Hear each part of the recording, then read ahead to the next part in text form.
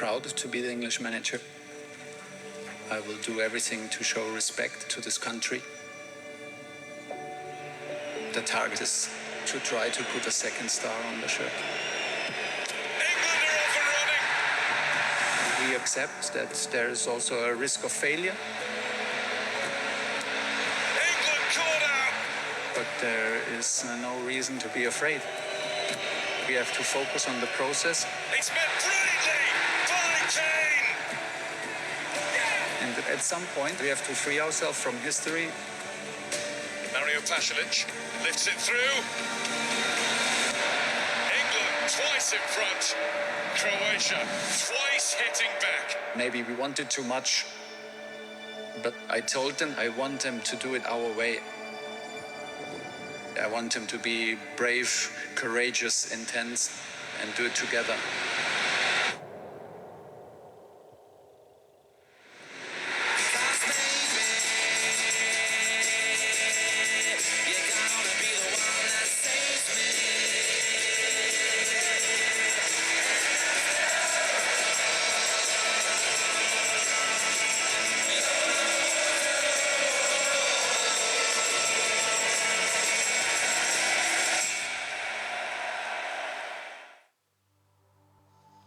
Last Wednesday, England kicked off their World Cup campaign in the American state of that being Dallas, and more specifically in Arlington, and once again from the Dallas Stadium in the United States after a very impressive 4-2 win over their World Cup rivals of the Eastern European nation of Croatia.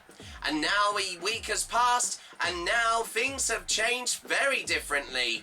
Instead of now playing in an indoor stadium, now the England team travelled to Boston, Massachusetts. And as of later on this evening from the Boston Stadium in, once again, Foxborough in Boston, Massachusetts, England are almost just one game away, and if they can win tonight over the Black Stars of Africa, that being Ghana, they will officially qualify for the round of 32, my apologies, of this summer's FIFA World Cup. But for Thomas Tuchel's England side tonight, it feels like it's going to be something completely different as to previously battling with the very warm heat of the state of that being of Dallas.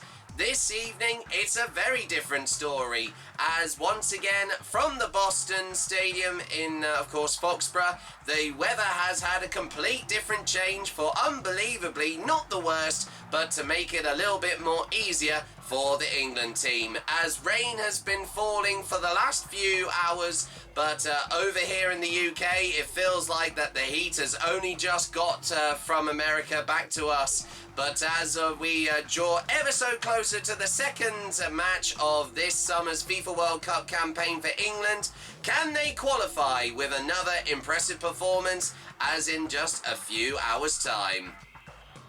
And I can't even start to even think of the situation that I find myself in right here, right now. And I can only thoroughly apologise if I look like I'm literally bathed in sweat, because unfortunately, welcome to a very hot, extremely hot, make that I add, and of course sweaty and humid JackpotButtonLewis sports production studio.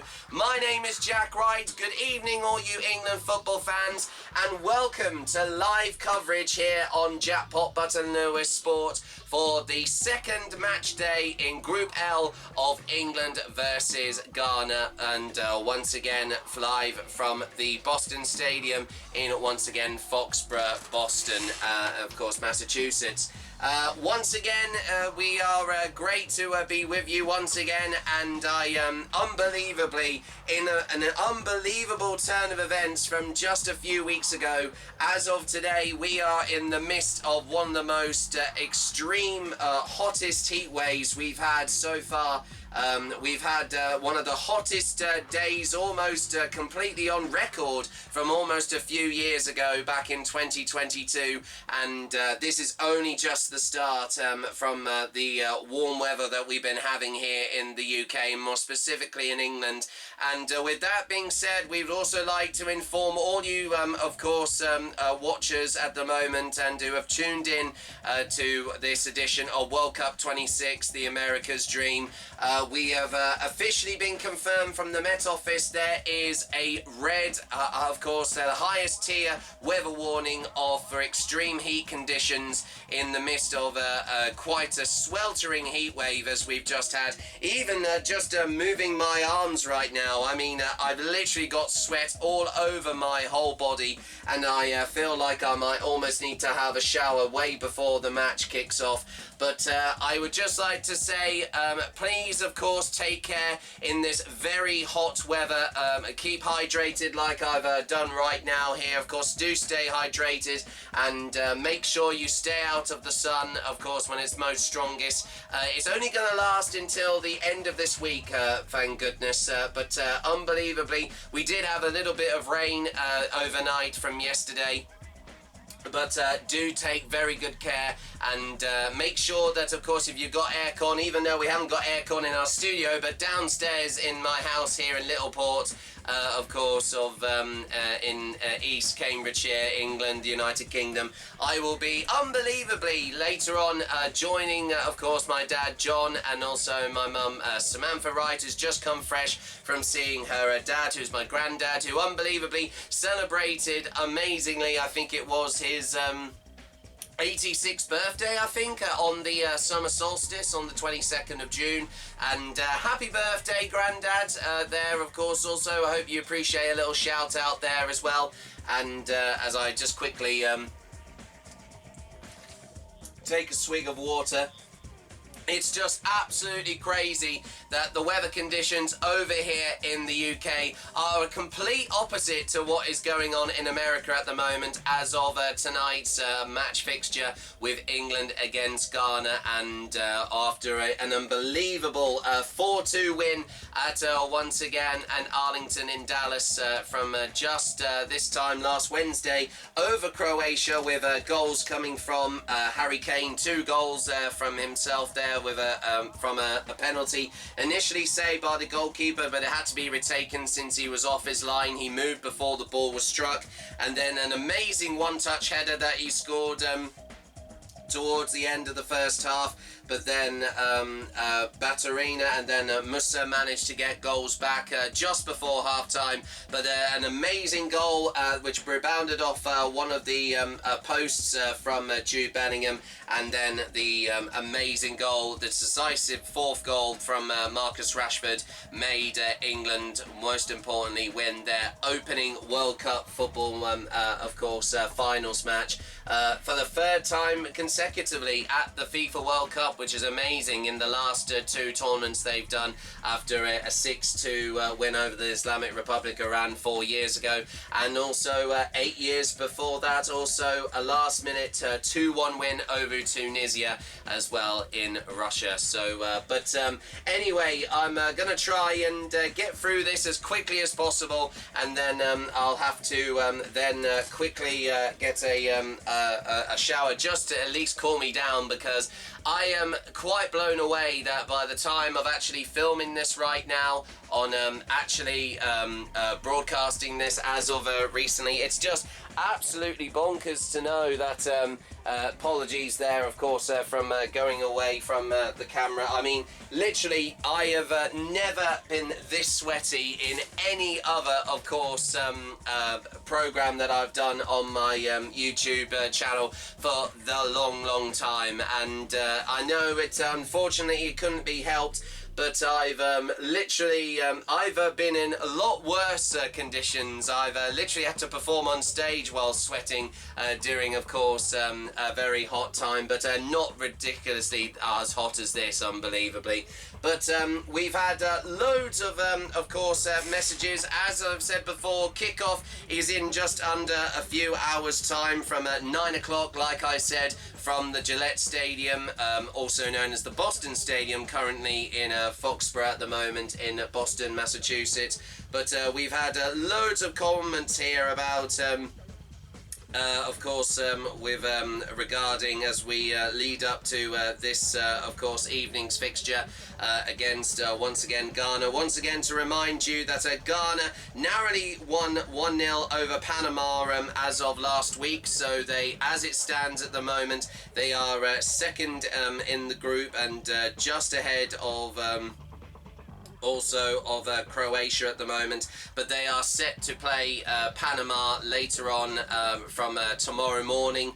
I think also specifically, if I can just quickly look up here, as I've if you did join me, of course, for the first edition of World Cup 26 America's Dream Overtime, there is a complete rundown of the full classified results of the first match day of the group stages, and once again, to remind you, from midnight as of tomorrow, of course, morning in Toronto in Canada, at the Toronto Stadium, that's where both Panama and Croatia will be playing. So it's going to be very, very interesting. But as of this evening, as you did actually hear, all that England need to do is win comfortably over Ghana, which looks more likely, actually, because they are a completely different side. Croatia were the hardest team in, of course, England's group, in Group L, and they stand a real good chance of hopefully qualifying to, once again, the knockout round of 32 to join, unbelievably, the likes of, we've already had confirmation of a few of the other nations who have already qualified, not to mention an amazing narrow 3-2 win for Norway over Senegal, and that was an amazing performance for them, managing to top the group. And currently, but they have guaranteed, regardless of what happens in their last game, they have confirmed that they will be going to the next round of this summer's FIFA World Cup. Germany have already qualified as well as the one of the first games to take place, also here on the 29th at the stadium there as well. The United States have already confirmed their, of course, place against one of the highest third-ranked teams, either in Group B, E, F, I, or J. Mexico have, as well as Argentina, with a very impressive 2-0 win over Austria as of yesterday, and 2 goals from Lionel Messi. And it's also, we can also officially confirm here as well, if you are hearing things in the background there, that's because we've had our windows open. We've had no choice but to open up the windows and try and get as much air of cool air as possible. We actually had a breeze a few days ago during overnight, and it's just completely gone as of just as of today, which is a real shame. And but as it's confirmed here about with the group stages of this summer's FIFA World Cup, it's already been confirmed also, as I think we also can have a look here, that I don't think it's actually coming up here, unfortunately, but we can confirm amazingly that Lionel Messi has now broken the all-time record of goals scored at the FIFA World Cup. And that's excluding England players, just to remind you of Miroslav Klose, who got the original, who held the original record. But now Lionel Messi has broken that record in an amazing way because of recent play at the moment. But also there has been a lot of controversy regarding how Argentina played in their last game, and we can also confirm this also here on thanks to Newell of on X of LFC Newell. He said that Austria will complain the national team to FIFA following poor officiating in their loss over Argentina, and they are unhappy over several decisions during the match and believe the officials were biased towards Argentina. Their first issue comes with a penalty that was awarded for an alleged foul on Lisandro Martinez, but however a VAR review which clearly showed the Austrian defender win the ball, a penalty unbelievably was still awarded. But after after Lionel Messi's, when he got a penalty, he missed amazingly. He went on to give Argentina the lead through open play. However, there was a foul in the build-up to that, with Alexis McAllister swiping away the legs of the Austrian player for Argentina's attack led to their first goal. This was overlooked by the referee and the VAR team in favour of awarding Messi's goal, which had left questions over the favourable decisions he received so far, not willing to not being sent off after challenging a player also in their previous game against Algeria, and now with a goal and a penalty awarded in his favour. So with fans speculating due to the status within the US and as a star of the club of Inter Miami CF, which were the team that went on to win this, of course, season's Major League Soccer League. So that's good to know. Oh my goodness me. I'm literally dripping with sweat here. Honestly, I have never been like this for a long, long time. I can't believe I have to be in this situation right now. I mean, as much as I would love to talk about a few other things, I honestly can't suffer too long enough after this. But we can also confirm that Henry Winter here, one of the football journalists of TalkSport Radio and the Football Boardroom, he says that Jordan Pickford is set to make his 86th appearance for England as of this evening, and of the 1,297 players to have represented England in the team's history, only 15 players have done it more times than Pickford, and age 32 years old and doing his sixth major tournament for the team. He is being a rock of ages for England, and he can easily go on to the next major tournament of Euro 2028 in the United Kingdom and Ireland at some point, but definitely not yet. But England have to start considering the successor to him. But who do they choose? Dean Henderson, who is 29 years old. Even though he's only started, he's only a little bit inexperienced. I know that James Trafford, third choice keeper, has only been played or used for the last few friendly games, but amazingly he is making his first appearance at the FIFA World Cup, even though he hasn't yet to play for the team. But it is going to be very interesting to see if he will make an appearance on the pitch sometime later on in the tournament. But as it stands, England are looking very confident going into this, of course, second Group L stage match for, of course, against Ghana. Once again, to remind you, Ghana haven't been in a FIFA World Cup for quite a few years, actually. Almost, you have to go back to 2010, I think, was the last time that they appeared. But they've had 5 appearances, and 20 years ago at the 2006 FIFA World Cup in Germany, they went all the way to the knockout round of 16, but they were then beaten. They were absolutely battered by the South American side of Brazil, 3-0. So, but their best result has been 2010 in the quarterfinals when they lost on penalties to Uruguay. So very interesting to see that. But the side, even though they had a narrow 1-0 win last week over Panama, and just to clarify, the goal being scored there from for the team there was just to remind you all here, I'm just trying to get it up here. My apologies because I've got a little bit of a delay here on my phone.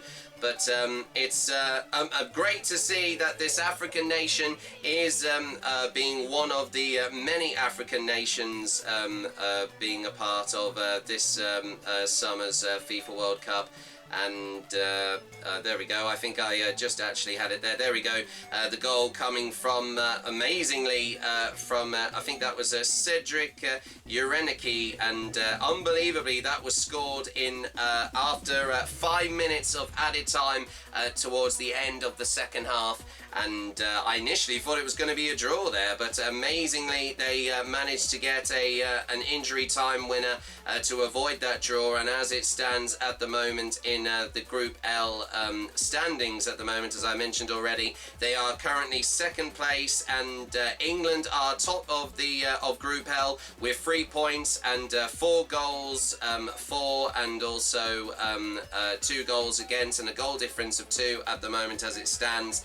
And yeah, there you go, everybody. Amazingly, Croatia are right at the bottom. They are behind by 2 goals, but as of later on from tomorrow morning in Toronto in Canada, they will be playing against them there. So with that being said, I unfortunately will have to cut this short because I have never been, this is genuinely, I'm not putting this on. I feel like I'm recreating that scene from the very famous comedy parody film of Airplane, with that person literally holding the sticks, one of the passengers, and literally pouring with sweat while he was trying to land the aeroplane from the film. So I'm going to do the sensible thing. I'm going to cut to this. I'm going to go and quickly freshen up and get a well-deserved cool shower. I will keep this shirt on though, of course. Hopefully it will be able to dry up very, very shortly. And with that being said, as I kill a bit of time leading up to this second match in the group stage of this summer's FIFA World Cup, it's now time for me to head downstairs to join my mum Samantha Wright, my dad John, and my sister Hannah, and as we watch England to hopefully go through to the second round of this summer's FIFA World Cup and the round of knockout round of 32, as England take on Ghana from the Gillette Stadium in Foxborough in, once again, Boston, Massachusetts. We done? Oh my goodness me, I don't know why on earth I decided to do this, but I had no choice, honestly. I'm going to quickly go and get a shower, and then I can cool myself down for that all-important game that's going to be happening very, very soon. But let's hope it's, I mean, it's, if it were to be where it is playing right now, it's said to be a lot more wetter over there, so where is that? We should have been having that kind of weather over here, not a bloody heat wave, for goodness sake. Anyway, let's see if England can get to the knockout round of 32 stage of this summer's FIFA World Cup. We believe in you, Thomas Tuchel. Come on, England!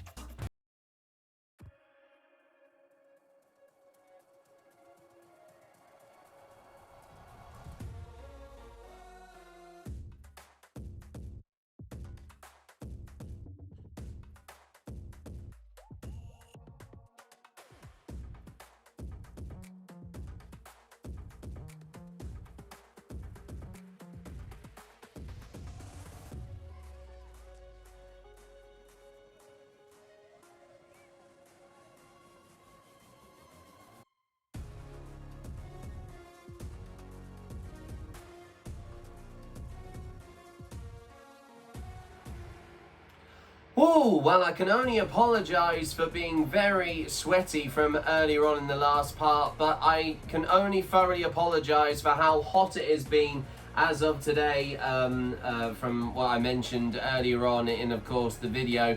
But now, as I currently, with the rest of my family, are currently catching up on EastEnders at the moment, and we're just under half an hour away until kickoff for the second Group L stage match for England at this summer's FIFA World Cup, with once again against the African Black Star African nation, as I mentioned earlier on, of Ghana, from once again the Gillette Stadium in Foxborough in Boston, Massachusetts. And despite an unexpected quick change, and that's the quickest shower I literally had. Of course, my hair is a little bit more different now because I've had no choice, because I was dripping with sweat earlier on in the last part, and I had no other choice but to make sure I stayed a little bit more cleaner and a little bit more cooler as well, especially despite this hot weather. It's starting to cool down a little bit now, and there's a bit of a breeze kicking up now, going outside now, which anyway. But we're only just under half an hour away till kickoff, and now I have to unfortunately use my phone because I've already set up my camcorder already downstairs in of course, in my house's living room. And as soon as the whole family have caught up on EastEnders, I'll be heading down there very, very shortly. But we can quickly remind you of the lineup for this evening's second match fixture at this summer's FIFA World Cup. The team remain mostly unchanged from the last game against Croatia from last Wednesday. And Jordan Pickford is in goal alongside Ezri Konsa, Declan Rice. Mark Guehi comes on at number 6 with Elliot Anderson, number 8. Captain Harry Kane leading from the front, and also Jude Bellingham and Anthony Gordon. Noni Madueke with his second start alongside Reece James, and for his first start also at and then just coming on from the bench at this summer's FIFA World Cup, Jed Spence rounds off the starting 11. And on the bench we have Nico O'Reilly, who has been put to the subs bench, as well as John Stones, Bukayo Saka, who has made great progress in his recovery with his recent Achilles injury that he had. But it was confirmed on BBC, I think, Radio 2, that all of the team are fully fit to play this evening, alongside with Dean Henderson as goalkeeper, Jordan Henderson, Dan Burn, Kobbie Mainoo, Morgan Rogers, Ollie Watkins, Eberechi Eze, Ivan Toney, and also Jared Kwanzaa, and the third choice keeper, as we mentioned his name earlier on, of James Trafford. So that is the England side for this evening's fixture. And like I said, of course, after the impressive 4-2 win that they had over Croatia last Wednesday, I'm sure they're hoping for more of the same as of this evening, as well as we quickly have a look now at the Ghanaian team, as I am just quickly getting it up here. They're nicknamed once again the Black Stars, the Black African Stars. And also their lineup is just confirmed here from earlier on as of this evening. And in goal we have Benjamin Asier at number 16. We have Caleb Yorienki, who was responsible for getting the first and only goal for Ghana in their last game against Panama, and alongside with Jonas Agieti and Thomas Partey, and Korsai Sibo, and the captain, also Jordan Ayew, and as well as Antoine Simieno, who is one of the star players for the Ghanaian side, as he is fresh from playing with the Premier League side of Manchester City, and as well with Gideon Mensah, Jerome Okpu, Inaki Williams, and Marvin Senya rounds off the starting 11 side for once again Ghana there. So a very interesting lineup. They're also playing very differently to England formation wise. They are playing in a 4-5-1 formation, while England have gone for their old faithful of that being a 4-1-3-1 formation. And oh no, my apologies, that was a 4-2-3-1 formation. I actually got it the wrong way round. But if you have seen on the graphics, if I have said that incorrectly, I can only apologise, because it's a bit unfortunate that I couldn't use my phone exactly here, because of it's already been set up in every way. For, of course, the game, which will be just kicking off in under 25 minutes time, and we are hoping to, of course, see it live on ITV Sport from, once again, the Boston Stadium, again in Foxborough in Boston, Massachusetts, and we'll be seeing, of course, kickoff for England versus Ghana in just a few minutes.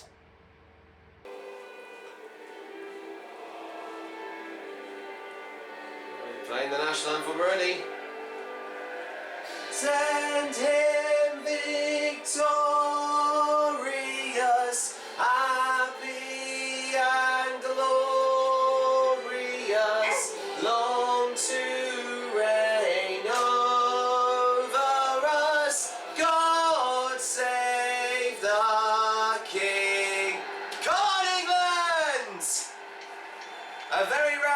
rendition of God Save the King there of England. Now it's God Bless our homeland Ghana for Ghana. I'm already started, well, because I wasn't expecting the anthems to play. Come on, already, Jesus. That's what I put it up for. Don't start already.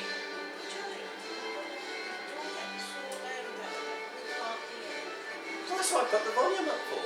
I'm not going to talk over it. Don't ruin it now, already.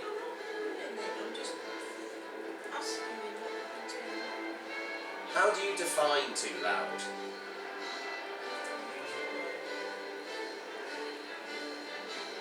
I don't want to look back on this and you making me a bad example. I know that, but I'm just saying. Can't watch it when I'm just being quiet. Jesus.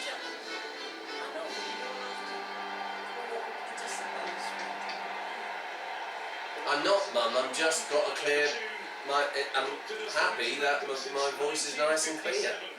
It's not awesome. Anyway, there's more important things to worry about. This is the game here. Well, I will respect you. I didn't know you have to get it to get respect in return or whatever. Treat it like what they would do in this game.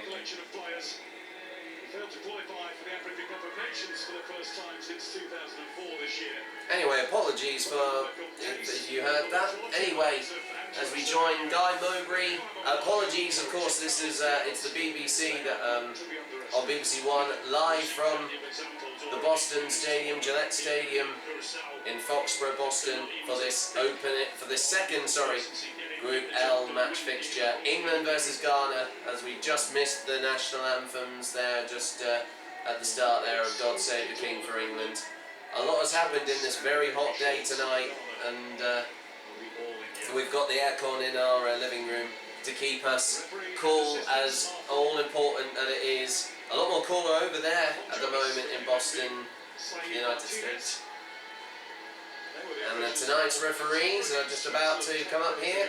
We have Said Martinez of Honduras, who is the referee this evening. And in the VAR room we have Armando Villarreal of the United States, and assistant VAR Eric Miranda of Mexico, and a member Abdullah, I didn't catch the other name there, of Saudi Arabia. So let's have a look at the lineups. As we mentioned earlier on, there's two changes from the last game against Croatia.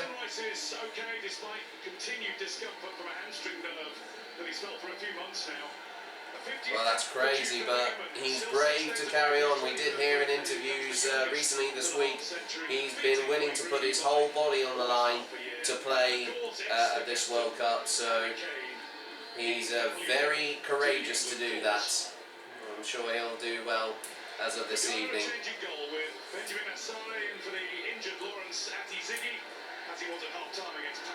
Caleb Berenki, who scored the only goal for Ghana in the last game against Panama, even though he scored the first goal for the nation, he has currently got a yellow card from the last game.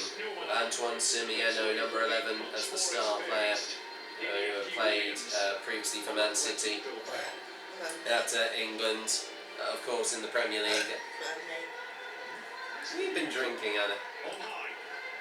Anyway, Thomas Tuchel takes his seat on the managerial bench, and we wait for the countdown. It's a beautiful sight here at this open-top stadium here, of course, in Boston. A lot more cooler conditions, as there was rain earlier on as of today over there.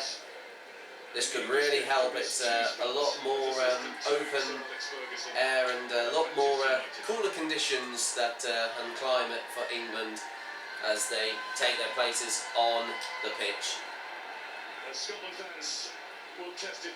Noni Madueke, I think, stands by in the middle of the pitch as England are about to kick off. Well, absolutely there, Guy. Remember, as of tonight, if England can win over Ghana, they'll automatically qualify to the next round of the knockout round of 32 with a game in hand against Panama later on this week on Saturday.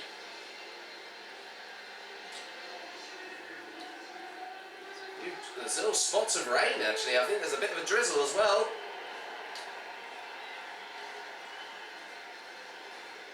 England versus Ghana. For only the second time. The first was a 1-1 draw at Wembley 15 years ago. But after the bright start of 6 days ago, Yeah, there's a bit of a slow countdown. More than a feeling that this ought to be an England win. There goes the whistle. We're underway. Can't England? As we're underway with the second Group L match in their league, and once again their group stage, England versus Ghana, live from once again the Gillette Stadium in Boston, of course, once again in Foxborough, Boston, Massachusetts. With your commentators on this time BBC Sport Guy Mowbray and legendary England striker Alan Shearer. Against Croatia was excellent. They should take that into this game, and wouldn't be surprising if they had a really fast start again. Oh, I'd like to see that again, I'm sure there, Alan. I'm sure this team can do it. And once again, Ghana only managed to score right at the end of injury time in their last match against Panama, so they are the weaker side. Ooh, late challenge there from Gordon. Referee says play on.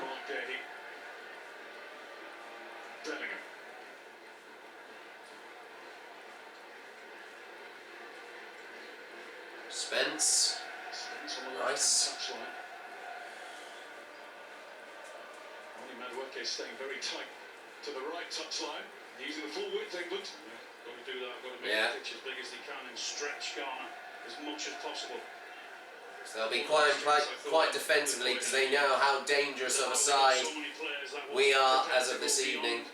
Harry came and it was so successful in doing that. Absolutely, Alan. Very cautious start from the Ghanaians. Sitting back, having a look. Once again, to remind you, England are playing in their home kit in white, while Ghana are wearing their first time their away kit, which is all in yellow. As to their home kit was actually white with colours of their national flag of green, yellow, red and black.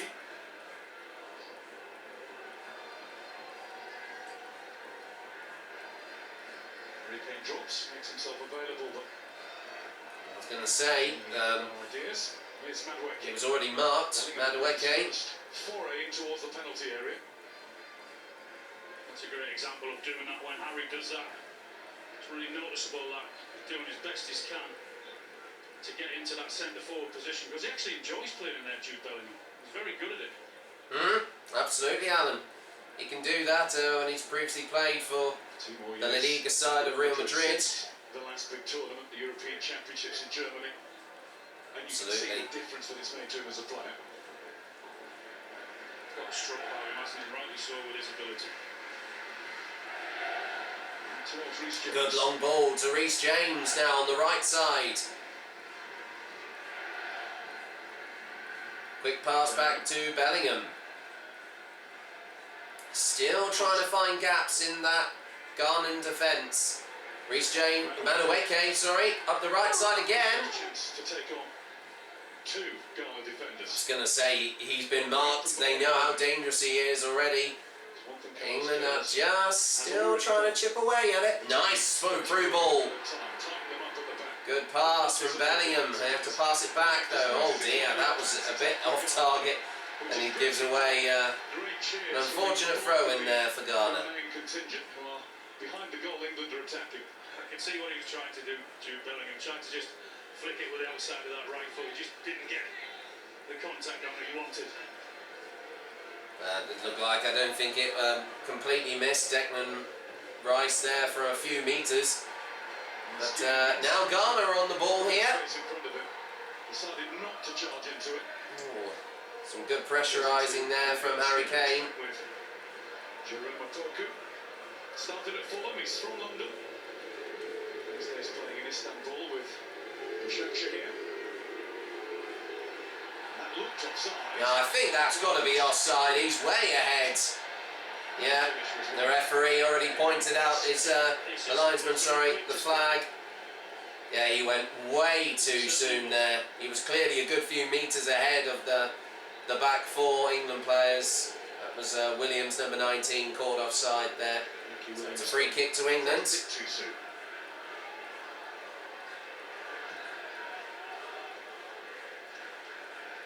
A slow but steady start there for England in the first 5 minutes.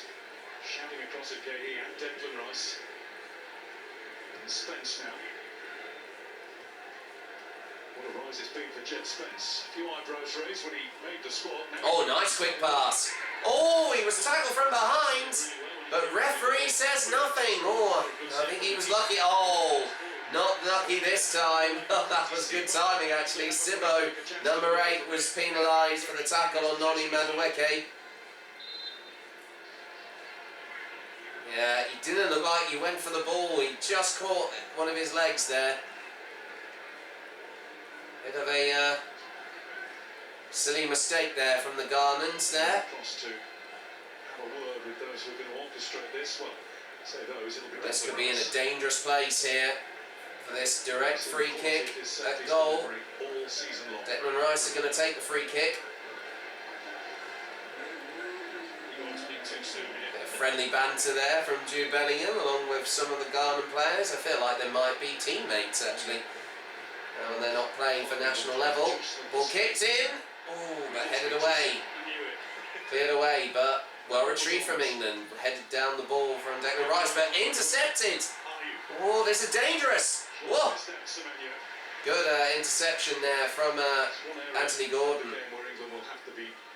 Really switched on. When Ghana break, they will do it quickly. Absolutely. I feel like that's their style of play for this evening, and England, I'm sure, were familiar with them. This is only the second time they played them in the FIFA World Cup. Well, they haven't played them for a long time.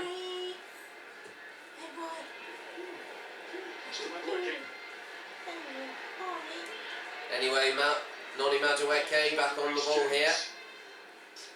Comes back again. So I'm going to try a different route. Konza. Again, numbers back from Ghana though. Making it very difficult for Madueke to go past anyone. Right, Hannah. Leave him. Oh, nice, good pass. Oh, late challenge, but not well. A little bit of a delay there from the referee.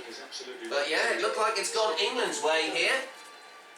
Got the brunt of that from the significant figure of Jerome. Just a catch of almost the face there on Jude Bellingham. Very, very clever run. Great clearance kick there on the slow-mo there of Captain Harry Kane.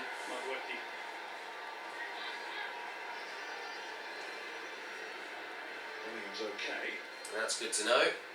Still no score out here at the Gillette Stadium in Foxborough, Boston, Massachusetts. It's still England 0, Ghana 0, as we actually now see a little bit of drizzle starting to fall on around the stadium. So hopefully that rain won't be as heavy as the game against with France yesterday against Egypt. Oh, good challenge, but there we go. Out for a goal kick.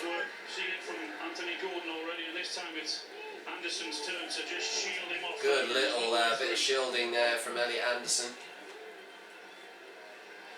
Starting to come down a little heavier now. As long as it doesn't turn into a thunderstorm, because I know that the last game, like I said, with France against Egypt, that had to be delayed by a whole hour for the whole storm to pass in Philadelphia yesterday. Kick that ball and it was long, which will suit England. Absolutely, you're right there, Alan. But I think England will very well be welcome to the more cooler climate here this evening. Desperate clearance there from the Ghanaian defence. Oh. They just roll straight, the ball goes straight to Pickford, kicks it out easily. He's had a rotten couple of seasons with Leicester.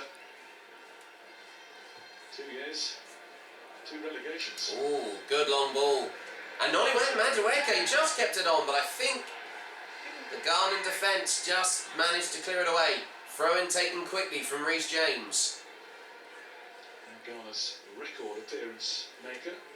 Rice, Declan Rice, up through the middle. Oh, go on! Oh, good little passes there. Oh, just stolen at the last. That was so unlucky. That nearly was a goal there for England in the first 10 minutes. But brilliant marking there on Kane. Nice little shimmy there from Bellingham. That was very lucky there for Ghana. They were nearly, they nearly had a line break in their defence. Came on to score in the warm-up game, the 1-1 draw in Wales on June the 2nd. Remember that very well, Guy. Winky to Konsa. A goal is coming for England here. That was a very good set play from that last phase of play there. Everyone behind the ball. You know when they do that, it's very difficult. You've got to take the right pass at the right time and do it with pace. Good pass up the right side. Madueke headed out.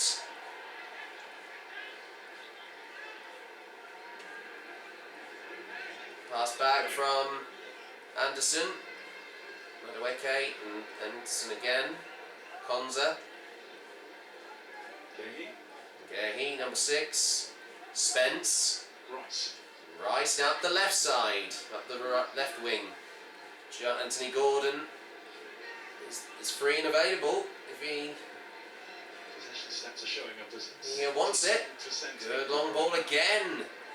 Up the right wing again for Madueke. Oh, nice cheeky pass! Reece James! Oh, unlucky! What a chance for Anthony Gordon. He nearly got a shot on goal, but it was just denied by the Ghanaian defence.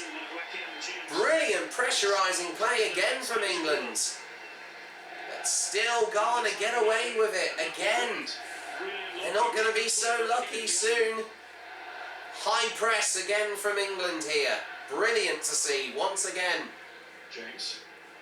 Once again, it only took 12 minutes for England to score their first goal at their last game against Croatia with a penalty, which was retaken by and then converted by Captain Harry Kane.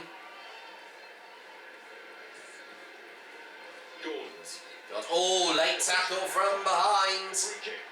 I was going to say, I didn't hear the whistle, but whoa. I was going to say, if one of the...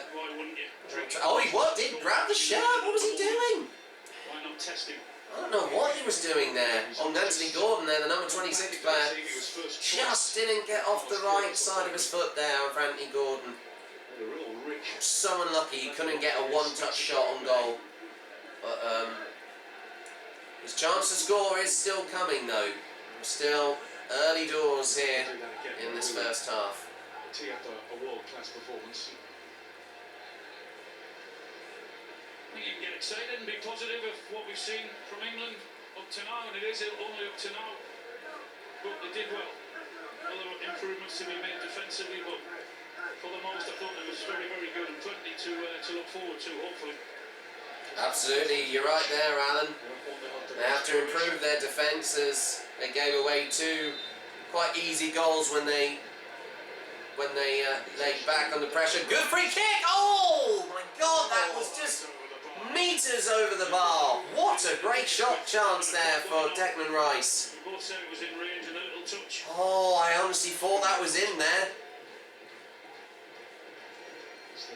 That weren't far off. I think the keeper would have had that, but a promising smile on the Declan Rice there on the slow-mo as Ghana have the goal kick.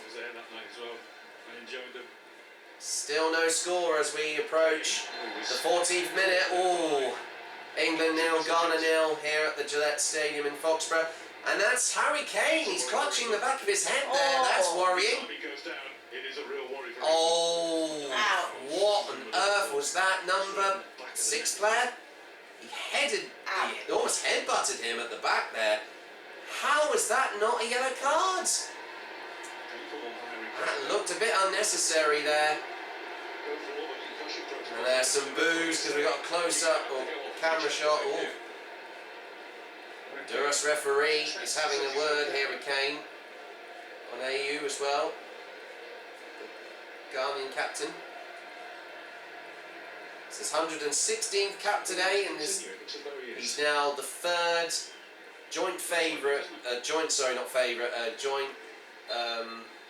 most caps and appearances for an England player, alongside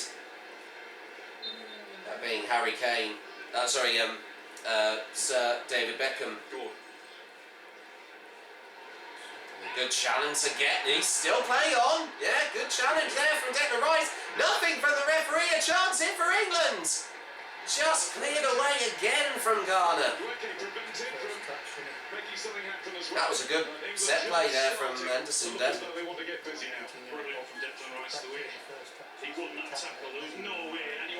I think because they were appealing for that other challenge just then, but yeah, referee, well, he didn't point his arms forward for the advantage, but said play on for England. Nice ball there to Anthony Gordon up the left wing. He's got options there, come on. He's been marked. Still with possession still. Nice through ball. Still on the line, nearly just off the goal line. Oof. And a desperate clearance there from the Ghanaian defence. And it's a corner. As I was just about to say, Mum, I knew it was not going to be too long. A goal is coming. That is another great chance. Declan Rice just denied that goal. Shot on goal from a Ghanaian defender. So now he's going to take the corner. Now we do know, unbelievably, one of the goals from the last game came from a corner over Declan Rice with a brilliant header from Harry Kane. We can hear him there, nice and audible on the microphone on the side of the pitch. Can we see another one again from Harry Kane here? Kicks. Quite high, but headed. Oh, not the best clearing header, but Ghana just do enough, and the ball rolls out for a throw-in. James takes the throw-in quickly. It's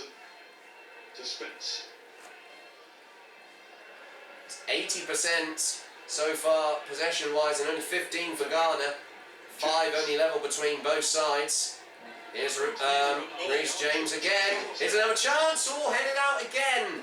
Oh, what was going on there? He was holding him back. Oh. Well, how on earth is that not a yellow card? I thought, well, he grabbed his shirt. I didn't know.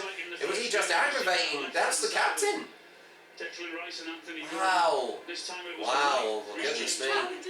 Dangerous crossing. No, it's actually England did the foul against them for holding him. I think that was...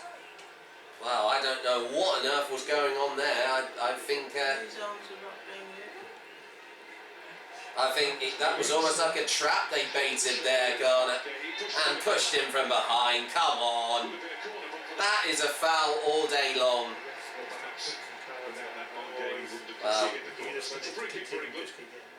This is what was missing against Austria and Argentina yesterday, Dad. They got away with murder.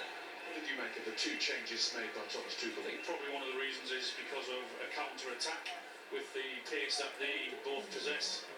Jed Spence into the left side and Gay in there, absolutely. I think that's one of the reasons, or maybe the big reasons why they've done that.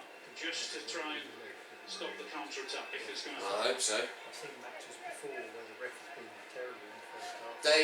The Austrian team complained about that they had an Egyptian referee yesterday, and they tried to go straight to FIFA. They've complained about it. So yeah, it's not looking good on them. Good chance, Elliot Anderson. Ooh.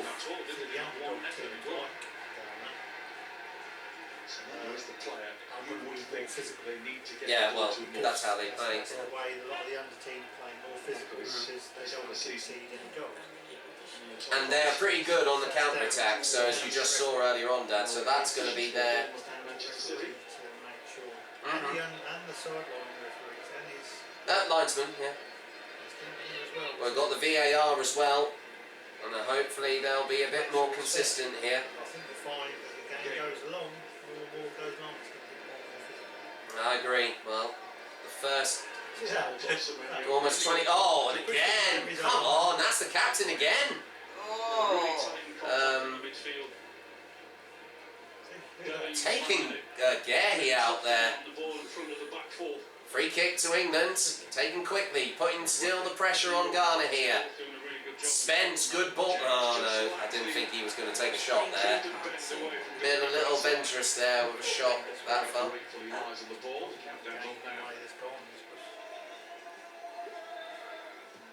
We've seen one, haven't we? Loads of great support from the team though in the stands. Oh, another clash of heads. Oh my god, and that's the captain and of Ghana again. Yamba, oh again. Reece James. Hey you, sorry. That's the second time that's happened. First on Kane, now James. This is ridiculous. A little pep talk here from Tuchel on the sideline with Jude Bellingham as they have a quick water break. I think the hydration break is coming up as well, actually, on the 23rd minute. Yes, far forward as they can. This is an interesting point of order. Players across to their respective technical areas. That was a great chance earlier on from the referee. It's not been called the official hydration break. Uh-huh. But everybody is having a But, well, as I said, I don't think they needed permission. I mean, they could have done that as... But it looks like, as you can see, it's now been confirmed. The whistle is now blown for officially for the hydration break to start, even though they started a few minutes early there. Why not, with 21 minutes played, why not just call the break now while there's a delay? I mean, that would Exactly. be common sense, wouldn't it? I think he's pointing out to Jordan Pickford, just saying 2 minutes and then we'll have a stop. Well, we've had one. I just can't understand, and this is why the England fans have been so against this hydration break. It's not just, obviously, for hydration purposes, Somebody's not ready to press the button to put the adverts on. but as they have a break here, amazingly, as of this evening, it's the 50th cap for Jude Bellingham this evening, playing for England. He's had James, they're taking more time. a brilliant career in an England shirt for the last few years, the last few major tournaments.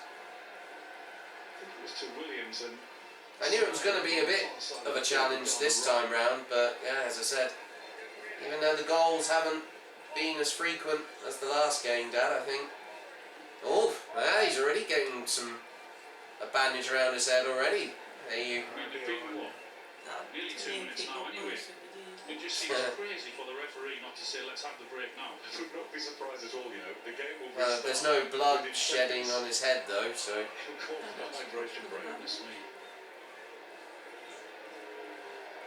There's the booze there, I think, for the hydration break there. Fans of both nations are in great. But there has been talks about the advantage of having it. We've got John Terry there, also former England midfielder, watching this evening. Rain continues to be slightly drizzly over in Foxborough at the moment. We will go initially without Reece James and Jordan Ayew. Reece James is... What's that? What are you talking about? Broad-shouldered. Right old bandage applied. He's taken a seat next to the Ghana technical zone. Oh, to his arm? Oh, but I saw cameras on his head. Unless that's what you were talking about there. No, I'm knocking. And it makes him look like he's got some sort of arm underneath. I don't know if that's maybe where the cameras are being put on. It's like some kind of mount or something. Anyway, as we reach the halfway mark of the first half, still 0-0, England and Ghana here. I mean, that's crazy. He's got his whole head bandaged there, just for a bit of support in case if he does get hit again.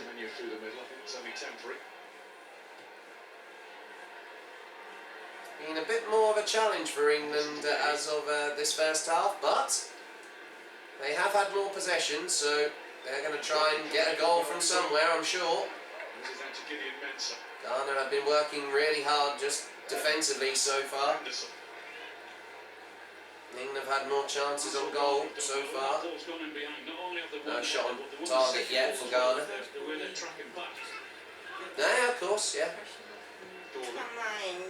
Well, as it stands, Mum, I found out they've managed to score first in their last 18 of the 19 games they've played.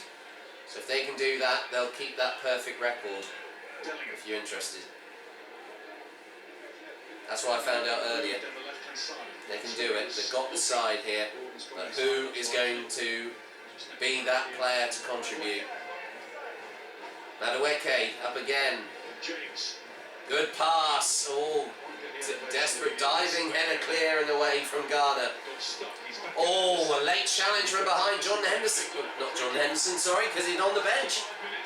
That was Elliot Anderson. You notice that every time England go down that right hand side, one or two players, about 4 Ghanaians come out. You notice that? So surely you would draw, those 2 players should draw the 4 out and then try and get the ball in. Absolutely. You watch next time. That's fine. I'm loving your insight, Dad, honestly. I'd love to hear it from you. All these boos, I think it's for a decision that's gone against England again. That's the water break. Oh, now they have that. Well, where on earth was that earlier on? So my apologies. Right, so what they say, Jack, so unfortunately I don't think you heard because you were talking at the time. No, what? They believe that a lot of the countries, they run adverts for the hydration break. Oh, I know that. So, I know. alright, so considering that happened a few minutes before the actual hydration break, they couldn't have just said the super break because whoever's ever running the It's adverts, scheduled, isn't it? and whoever was running the adverts saying, no, you can't do it yet, you're not ready to put them on. Crazy, isn't it? So then wait until we're scheduled, they can do their adverts, then they do the hydration break. Bonkers, isn't it? If it stays like this, I know loads of people have been very decisive or divisive, or whatever the word is, divisive, yeah, over this new thing. But I have heard one of the players has said there's a bit of an advantage for the England team to actually do I don't it. think there should be every single match is a hydration break. Well, I was going to say, they're making the sport more Americanised now, aren't they, really? It should be You've got to admit that. the location, and obviously if it's in a hot climate, that's a hot tell. But this is more cooler, it's bloody raining at the If moment. it's cooler and it's raining, why do they need hydration breaks? I mean, that's preposterous, isn't it? Because they get money for the advert. As I was just about to say, Dad, they're just basically milking a huge cash cow at the moment, basically. I'm sure I can find out the factor. I don't know exactly, but that's what I've seen here. Let's just quickly tell you what you can see later on. Panama against Croatia, the other game in this group. That's tonight, 11:50 on BBC One and iPlayer. But yeah, it'll kick off just before, after midnight. Republic of Congo against Colombia. You can listen to that on 5. Well, it's the first time I've seen Tuchel wear his cap this evening. What to really look forward to, Scotland against Brazil. Felt like I should have worn mine as well. BBC One. I didn't think you'd need to wear it as often. Memories for me for that fixture of David Neri going back to 1982. Oh, and Sir David Beckham, as I mentioned, he's actually in attendance today. You were then. Oh, here we go. Great to see him there, of course. Once again, just to remind you, he is the... I will wait. Oh, my apologies, yeah, it was actually Steven Gerrard was the player he was level with when he was joint fourth of the all-time caps and appearances for England, Harry Kane. And now it's 115, so he's now level, as I've mentioned already, as of this evening with David Beckham, and he's only 5 appearances away from equaling the second all-time record held by Wayne Rooney. Anyway, the match gets back underway. As we approach the last 15 minutes of the first half, still 0-0. Here at the Gillette Stadium.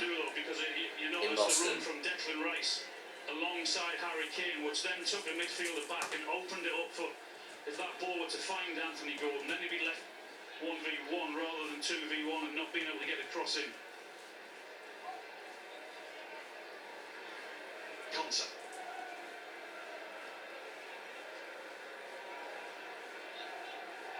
Okay.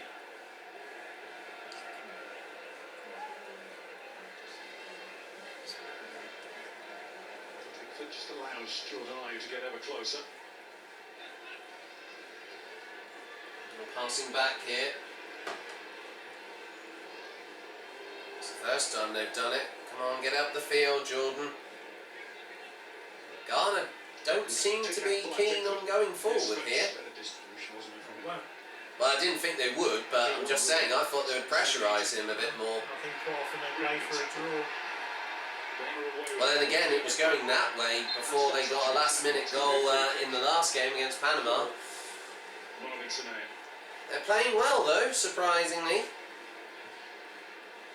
Oh, not the cleanest of challenges. Very happy with what he's seen from his new side. Well, from his point of view, his game plan is working really, really well. I've said it in game.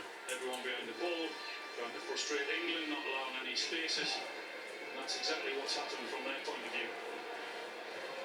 Till I die, England till I die, I'm England till I die, I know I am, I'm sure I am, I'm England till I die. Great attendance On the 13th of April. as of this evening's fixture, as it's already about 5 hours ahead of here in England. Ooh.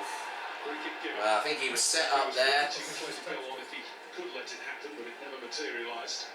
Good play from Ayew, though, really good. At least the referee's been consistent, though. It was a little bit. I'm not sure if he's starting to be a little bit more towards Ghana here. It's a free kick for Ayew, the Ghanaian captain. 24 years old. Jordan Ayew. Who once again plays for Man City at the Premier League. He kicks. Sons of the great Adidi Tene. Great clearing header. But I think there was a challenge in the box, and that's went England's way this time. As Jerome Opoku makes his way back to the other. And he pushed back Gehi, I think. A little push on Mark. A little challenge in the air there. You need to be careful. It won't be too long until the referee starts dishing out some yellow cards here. One of the players has already got a yellow card from the last game against Panama. That being the goal scorer. And that's credit to Ghana, because they're frustrating England. Wherever Jude Bellingham goes, there's someone with him. Jed Spencer trying to come into the midfield, and there's someone with him too. Not many options on for England at this minute. Got to keep moving the ball quickly and not get frustrated. No, absolutely. Well, England are responding well here. They may have gave a few chances to Ghana, but they're remaining focused, which is most important here. Simple message to the press yesterday. We need to do things better despite the opening win. I think when they're not conceding goals there, I think that's when you're meaning that relation guy. There's a chance! Oh, blocked!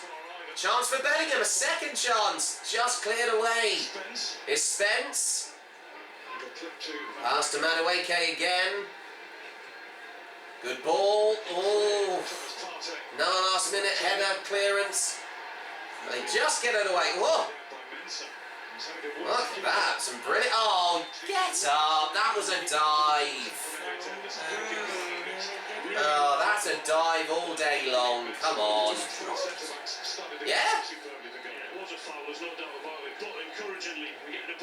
He was off balance there. I don't know if that looked like a dive or not. Ooh. That was a desperate stop there from, I don't know who was the player, but anyway, surprisingly Ghana getting the free kick. It was a not the. It was a 50-50 challenge. I thought that would have gone England's way myself. That was foul, I guess. Well, it was a foul, Hannah, but that was against us. But look at this, brilliant, almost counter-attack here from England. Running up the pitch. Here's Gordon. Up the left wing again. Nice dummy. Good pass. Oh, but headed out again from Ghana. And cleared away from danger once again as we approach the last 10 minutes. As we approach the 35th minute here at the Boston Stadium. That's what I mean. I'm saying high press, high press. This is what won us the last game last week. Keep that pressure on. Is it enough though? Look at this, brilliant. Yes, I said, pressurise them, brilliant. There you go. That's a free kick, brilliant pressurising there from Madueke. Takes the throw in quickly. Thought I was going to Rice, but now it falls to Reece James. Of course, 242 passes so far for England, only 32 for Ghana. As we approach the last, as I said, 10 minutes of this first half. The goal is still tantalisingly close here for England.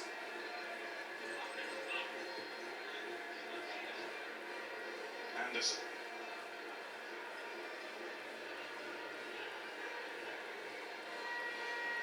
They've been offering a very good challenge, the Black Stars of Africa, Ghana.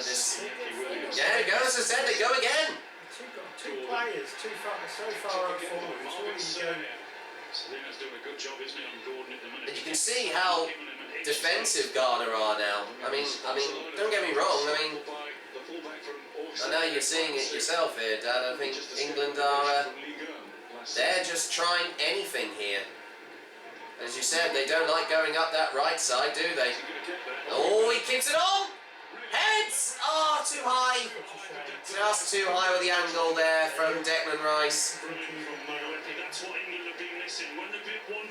Just didn't come off the right side of his head. That was nearly just gone off for a goal kick there. That was that close, that clinical. Unlucky. But a promising clap there from Tuchel. He says, let's keep going, let's keep going. That's not exactly what he said, but I think he's assuming that in some way.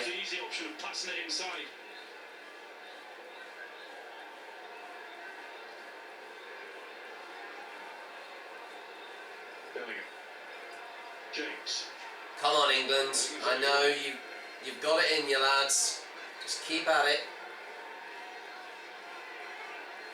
There's Ayew just in and around Elliot Anderson again. He's just trying to cut that ball off. Some of the England players try and take on some of these Ghanaians instead of just knocking it side to side. Try and take one on.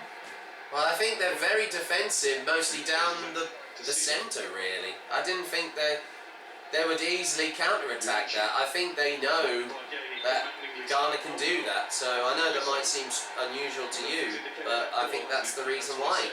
Their best way to play, I think, is up the left and right wings, I'd say.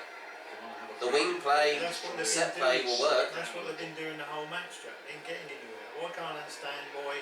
It's all right knocking it side to side all the while, but if they take on one of the Ghanaians and get past them. No, well, I mean, some of their chances they've had have gone through. I didn't think they'd mostly want to play fully down the middle of the pitch. As you mentioned, well, I heard mention. You just said yourself that you're playing down the left and right. This is what I'm saying. So why can't just give it a try? One of the players, Bellingham or something, take a player on down the middle to get past them. Oh well, I've seen. Try and open them up a bit. I haven't seen any of that yet. It's not to say they're playing safe, Dad, England. I mean, I didn't say that. Ghana have made it quite awkward for England so far, to be fair. Well, they're supposed to. I know, but I'm just saying, I mean, what do you expect? It's a completely different side to when they play Croatia.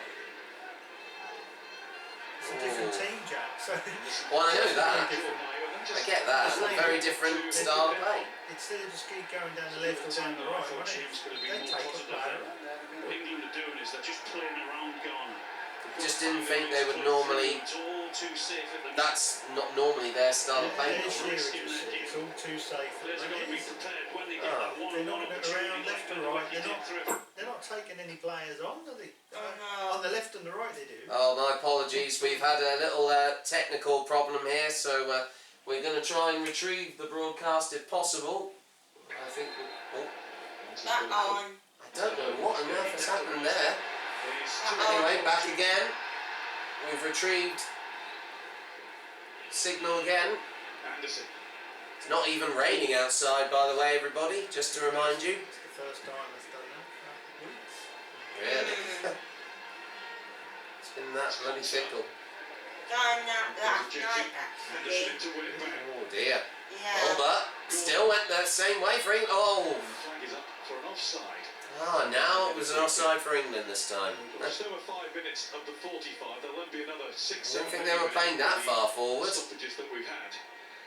Wouldn't be surprised if Thomas Tuchel's mind is already thinking about. Oh yeah, well, as I said, he was caught completely off there. He won't hang about. I thought his subs were brilliant in the Portland game. I thought they were really. Well, this is not like what. I mean, this is a completely different manager. You know, we're not going to try and forget about Gareth Southgate managing the team, Dad. It's not like we're going to play safe here again. That's the least of what I'm sure Tuchel would like to see.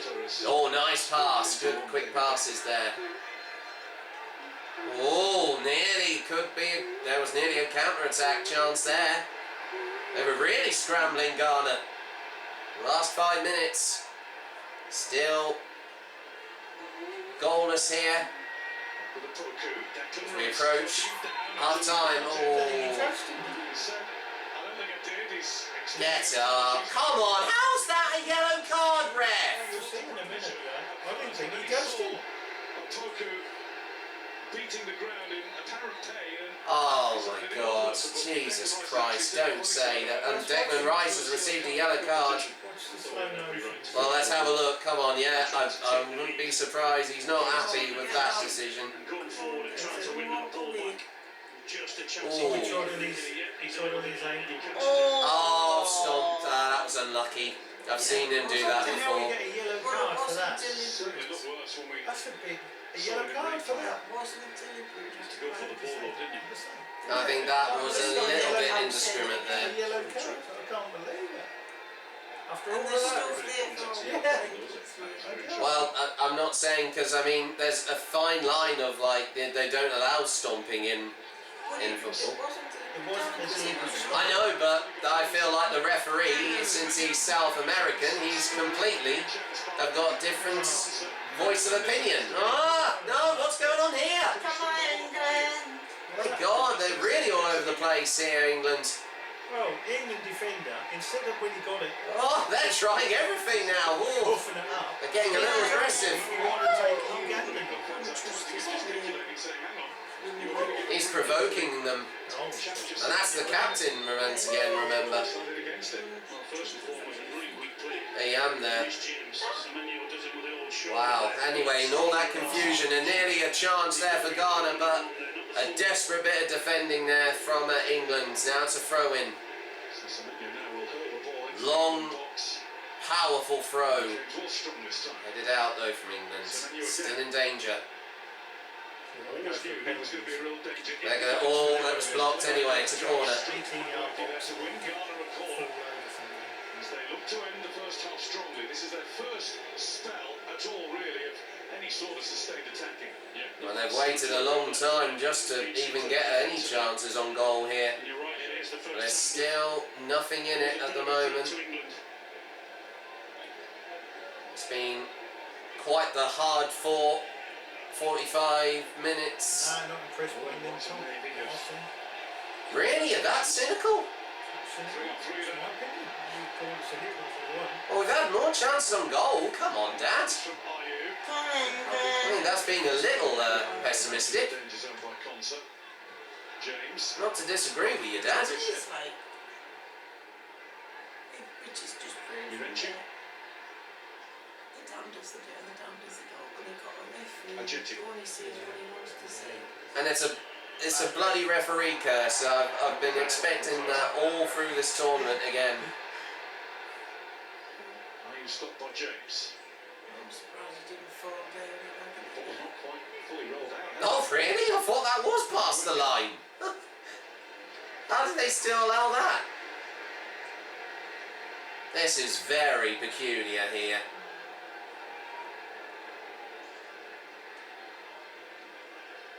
James. I'm clearly not liking this Honduran referee at the moment. It's pretty frustrating. No, of course. Now's the time they want to push. Well, then again, they've got, because of the hydration break, they'll have more than 3 minutes at a time. So that normally lasts for 3 minutes normally. There's been a few stoppages for a few challenges. Oh, nice ball. Go on! Oh, desperate clearance. Threatening chance from Jude Bellingham. Good run. Promising. He's a clutch player. We know he can play well under pressure. The last time he scored a goal in a quite a high pressure situation was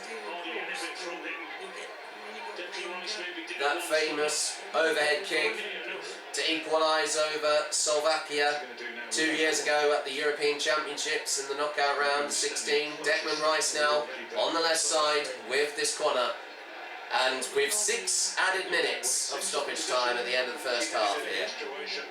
Can England find anything before half time here? Oh, headed out. Not before it's cleared. Pretty emphatically by Mensah. Pickford's going to sort this out. I think we might have to change it over, Dad, if we keep getting this. Before half time. I don't know what it is sometimes with this. I know, but I'm just saying, I mean, it constantly is just flickering. I don't know what is exactly causing it. I'm just annoyed why it's happened. You wouldn't get this on a, you know, to watch it on a laptop or something.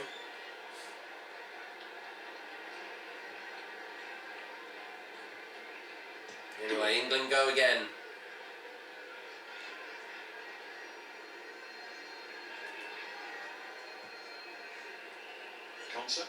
Konsa. To Madueke again. Nice good pass to Reece James. See this, why don't one of them run at the game? Why do they just want to get the pass? Just no way through World for the English. class. No, I get that, Dad. I'm just saying, I feel like if they were to do it, they'd leave a gap open. Defensively. That might be the reason, Dad. That's what I'm thinking.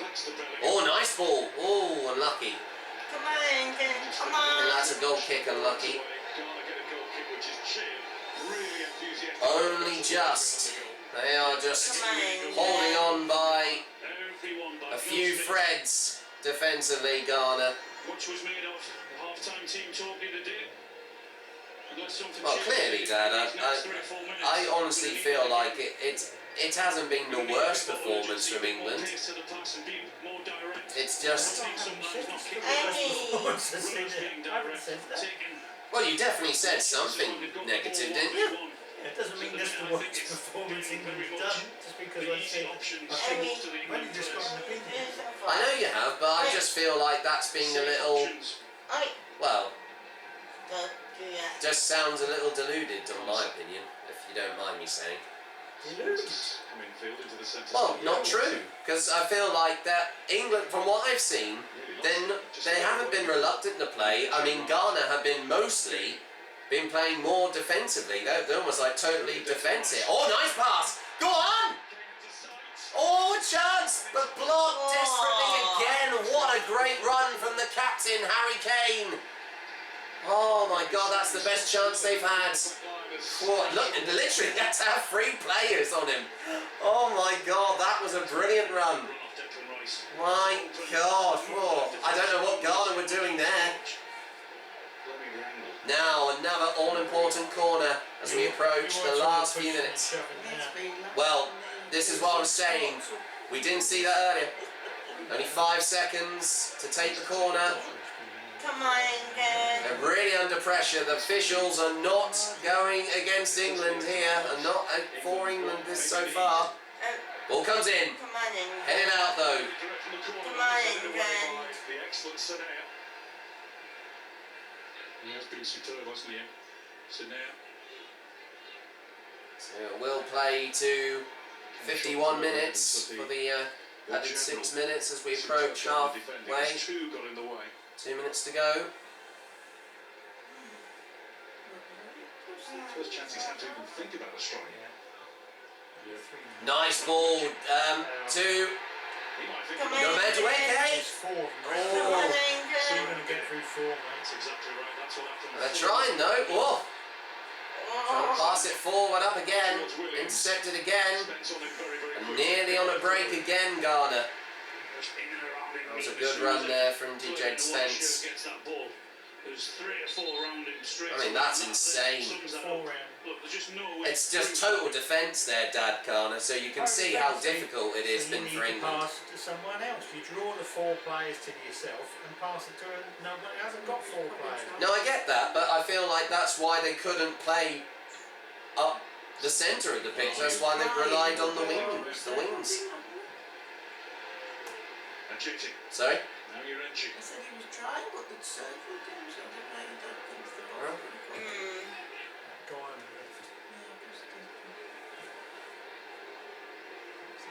Party. I think the boos were there, I think, for Ghana just knocking the ball about. Come on, friend. But England are still... Opoku. Oh. By Bellingham. Then there was a little push there. Frustration. The ref will bring it back for a Well, I'm surprised he left it that late, nearly almost Even I heard about him 30 shout. seconds. Yeah, I heard him, but I didn't think that was much of a challenge. The camera just panned away from the challenge. Bellingham who display shouted there. out. He's had enough of it. Oh, I don't blame him though. Oh no, well, that's a Ghana hit. That was a shoulder, almost a shoulder barge. Little push there. Well, the passes that they've had. Last minute of play here. Passes to A lot to work on here. How come Bellingham never got a yellow card for that? The guy got a yellow card for accidentally. Declan Rice, I know. It's It's ridiculous, isn't it? That's been the sum total. Well, there we go. There's the half-time whistle. A frustrating 45 minutes for England, but there's nothing in it between both sides. And as they head into the dressing rooms, for of course after that quite eventful 45 minutes, and still at the moment is England as we are here at half-time once again at the Gillette Stadium in Foxborough in Boston, Massachusetts. It's England 1-0, Ghana 0. We'll be back after the break in a few minutes for the second half. I think this is what we expected. You've got to give a lot of credit to Ghana. I think he's defended really well. Henry! England, I think, a little bit more. From dear England to dear Alan. Our Alan is waiting to have a quick catch up with us there. Alan, I'm sure you've been listening in to what the guys in the studio thought about England's first half and the frustration that was obviously building and not finding a way through that low block. Is it just a matter of time because of the fatigue that Ghana are going to feel in the second half and continue to play that way? Well, you'd hope so, but from an England point of view, they need to move the ball quicker. They need to stop playing the safe option. Everything's been too easy in terms of getting the ball. There's not been enough urgency when particularly wingers or fullbacks have got the ball to then go and attack and to try and get the ball in, and that's been the frustrating thing for me. I know it's very difficult when teams, and I don't care what they say about the ability, when teams sit as deep as Ghana are doing it, it's tough. But to get around that, you've got to play through rather than play around. Not those little 10-yard passes. You've got to get the ball and move it quick. And when you get the ball, you have to be more positive for England. I understand that patience is a big word. What we saw in that first half, I think they can do a lot better. I'm hopeful they'll do that after a half-time team talk. And we saw Thomas Tuchel make very dynamic substitutions that had a real impact on the game. And the game against That's what I've just said. Expect him to follow that pattern and make those changes quite quickly. And if so, I've always, well, Yeah, if it doesn't, I've mostly said Tuchel since he became England manager. Surprise me after 5 or 10 minutes, if nothing changes, then you'll see maybe Rashford or Saka or Rodgers again. I mean, because they are 3 brilliant players to come on. And you can imagine the opposition when they've done so well and having a look across and seeing those 3 come on. Hopefully that will do the trick as well. But it won't be long if it stays the same. And in terms of the mood of the fans in there, because I imagine like It's only going to be a matter of time, and it's happened once again. Croatia. at the second game. You know, quite panned out like that. Yeah, is there a sense, a growing sense of frustration there, or are they giving it all they've got in terms of supporting? No, they're sticking with their team. I think. Yeah, they have to remain positive here, as frustrating as it is. I hope that it will change in the second half. Just a quick one. Mike was wondering where you got your girl from. What? I nicked it off someone in the hotel. One of our content guys. He very kindly gave it to me, and he stood in the t-shirt for 10 minutes while I kept trying. He's got it back now though. So did that come from Mr. Hugo Dross himself? Did it? You meant to say Hugo Boss there, Alan, I think. Thank you very much, Alan. I'll speak to you later. Thomas Tuchel is a master of communication. This is the kind of, the watchword from the last week, isn't it? And the way he talks to the players, the way he's very direct in his language, what he did at half-time. What's going on in there right now, Joe? I think the conversation, like I say, I think Anthony Barry touched on it, them being a lot deeper than they expected. I think they'll hold their hands up and say they hadn't prepared for that. But they'll have a plan for it. I think the one thing with Ghana, they've been very good, they've been very solid in the middle, but they've been predictable in what they do. And this is where someone like Thomas Tuchel has been brought in to unlock this defence, to make changes, to change it up a little bit. I'm sure he's all over it. I just want to ask you, Wayne, you've faced many low blocks, haven't you? You've been in that position. What do you want to see more from Kane? Because he's been isolated up there? I think being a bit more patient in and around the penalty box, and as anybody said, being patient. For me, you need to keep the pitch big, keep your wing. Alright, he almost take the mickey out of his accent, eh? When you stretch them in that low block, you need to get more across in the box and bodies, because then you might pick the second ball, and then the one more out, and you get that little space in that pass. I thought you said jerkin. Yeah, jerkin. Oh, no, you said chicken. Alright. I think he's a perfect player for this game. Alright.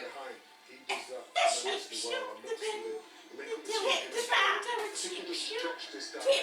What's more important, watching this game or doing Scouse accents? That's what I do. And then you know to be the 10. See what I have to work with, everybody? Anyway, with that being said, let's get back to Guy Mowbray and Alan Shearer as both sides of England and Ghana come back out to the Boston Stadium here in Foxborough for the second half. A hard-fought first half on the side of for Ghana. The question is, how long will it take for them to keep England at bay? I know that it's been a challenge for the Three Lions so far, but the game is still far from over. There's still a goal in them. They're still very well supported here. They only need to get some subs on and it can really change the dynamic of this game. I'm sure Thomas Tuchel will not want his team to be, of course, just be relying on being content here. Because I know that that was a very different kind of thing from a week ago. They would have been, unbelievably, it was 2-2 at half-time from the last game, so it's still the scores level as we have the countdown for the second half. Ghana is going to kick off. Come on, England. The whistle goes, and we're underway with the second half. Once again, of England versus Ghana. Here from, once again, the Boston Stadium in Foxborough. What has Thomas Tuchel done in the last 15 minutes? I'm sure another all-important team talk. He's definitely got a new style of play that England are hoping to do in the next 45 minutes. And their infamous match when they lost 2-0 to the USA in June 1993. One down at the break, then Alexi Lalas got the second. I vaguely remember that. I think, before I was even born, Guy. Where it all began for the US to get. But I'm sure, obviously, a lose is not an option for England as of tonight. Come on, England. Neither possibly a draw, because England, even though that has been frustrating You're for them. saying, as soon as England hopefully get one goal. Oh yeah. that will make a different. It'll settle. No, it will make a different game plan for Ghana because they're playing just for a draw. No, I know, but I'm So just if saying, they're as soon losing- if England as can soon be as a goal ahead, they'll then- settle into a rhythm. No, but it then means Ghana will need to get a goal to get it back to 1-1. No, I get that, Dad. I was So- going to say, but I thought as long as I'm talking that- England can score first, that will Yes. boost the morale for the team. Yes, but I'm looking at the Ghanaian side. All right. Their tactics will have to change No, I go. because that means they're losing if they're 1-0 down, as opposed to at the moment it's a draw. Absolutely. Well, look, I found out they started with a 4-5-1 formation. Look at that. They've now just changed to a 4-4-2 there. England have stuck with their same formation at the start of a 4-1, 2-3, I think. Oh no, it was a 4-3-2-1.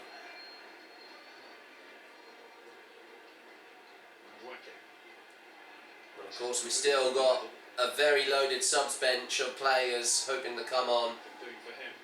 5 will be at Tuchel's disposal in this second half whenever he needs them. We know Marcus Rashford in the last game came off the bench and scored, so I'm sure he would want to do the same this evening as well.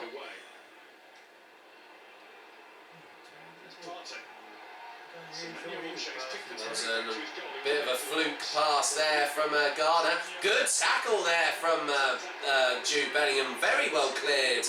Nice clear tackle to the ball. I think there was boos there, I think, from the Gardens. Looks to be a bit more adventure for Ghana. I don't think that will be a bad thing for England. It's to be expected here because they have been playing a lot more physical game, as my dad John mentioned just earlier on in the last half. So, but they're playing a lot more. As you just said, Dad, yeah, they want to try and just play to a draw here. And it was almost going exactly that way when in their last game. That wasn't there. Not the cleanest of steel balls, but it was a good tackle. It wasn't completely accurate with the leg, but Bellingham got it away. Ghana could have had a dive and got a free kick out of that, I think. Yeah, well, I think that would have been a little impulsive. If that were to be attempted. Here's a chance now. Long ball from Ghana. Oh, no!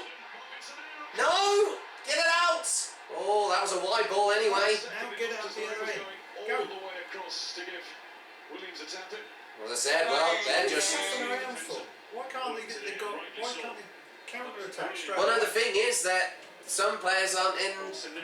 They're not far ahead up the field. I think that's why. They don't want to just shoot a ball upfield and then for being wasted. Well, that's a good ball though. See what I mean? That's an example right there. You just said it was a good ball. No, I know, but I didn't think it was going to be kicked that far. Those long balls are going to be important for England, I think. If that's what you've been... I don't think so. Really? No, I don't. I don't think... Those long passes? Yeah, they're just inaccurate enough of it. That's a classic example. That they've done quite a few in the first half and it was nowhere near accurate.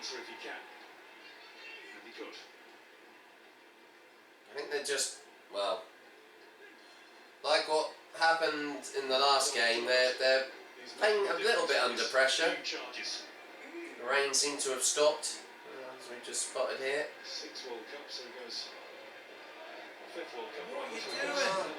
Oh no! Oh, I thought he drew a free kick there, surprisingly. That's alright. So I know Ghana are going to try and get the ball, but I feel like they're going to try and almost do a psychological thing to what they did in the last half, maybe. I think they've learned from that. Hopefully it'll go their way this time.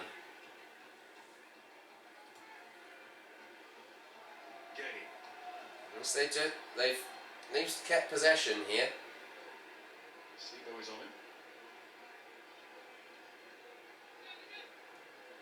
Fair few that That weren't a good challenge on Gay there. All I do is just keep pushing him. Of course he's going to go down for a free kick. Yeah.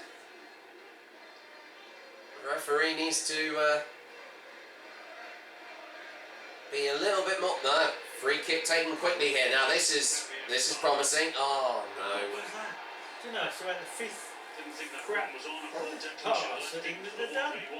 You seriously wanted to take note of every one? You take the opportunity for them to be left 1v1 to take him on. Got the pass all wrong anyway.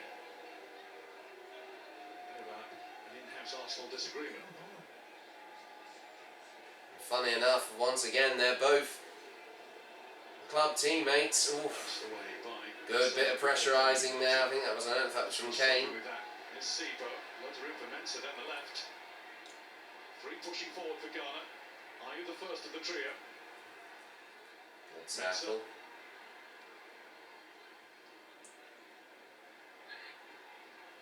Semenyo.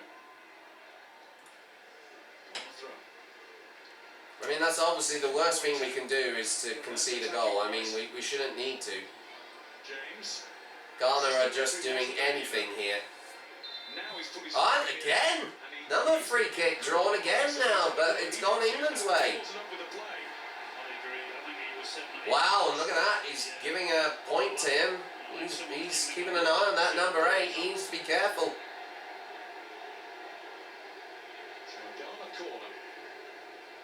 Oh, I didn't realise it did go over. Oh, that's unlucky. Bit questionable there, I don't know. Didn't think that was going to go. Toku breaks.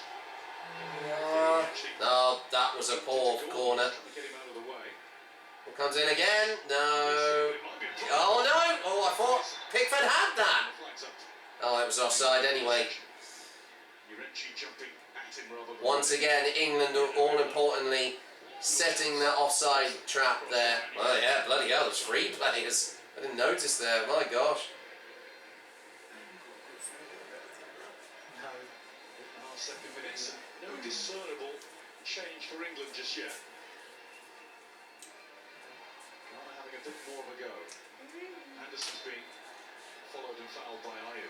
He needs to get some new players. No, well, the subs are coming. And I know Tuchel is definitely under a lot of pressure here. He's been in a similar situation. Alright, I get it. Just keep optimistic. Could be worse.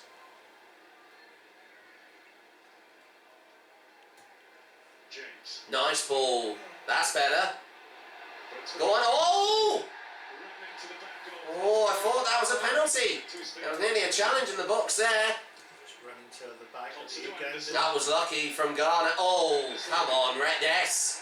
Another free kick. Come on, they can't. That's that same one again. That's that same one. Yeah, the number 8 again, yes. Come on, ref. Where's the yellow card?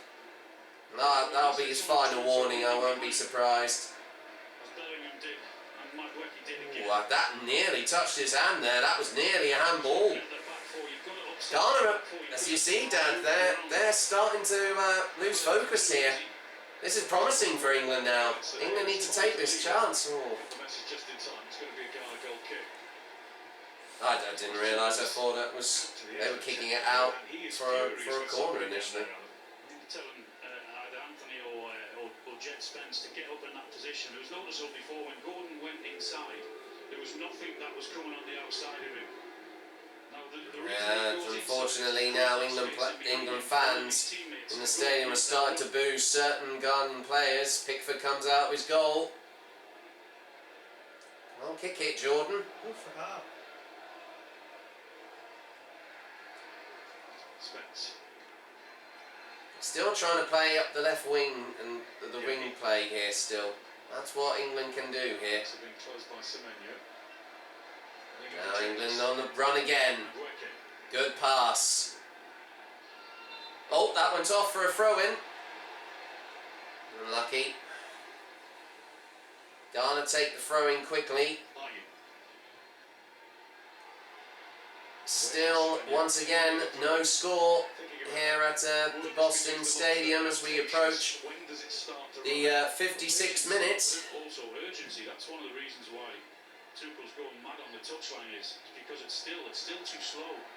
It's crazy. I mean, he doesn't normally see his team normally play this slowly. But, oh, nice back heel. Here's DJ Spence. Good pass, quick passes there. This could help. Oh, again, blocked. Oh, a desperate clearance. Another chance. Still, England keep possession. Gordon. Oh, straight at the keeper. That was the only chance he had. He couldn't shoot it anywhere else. Finally, what a great chance there. That was on target.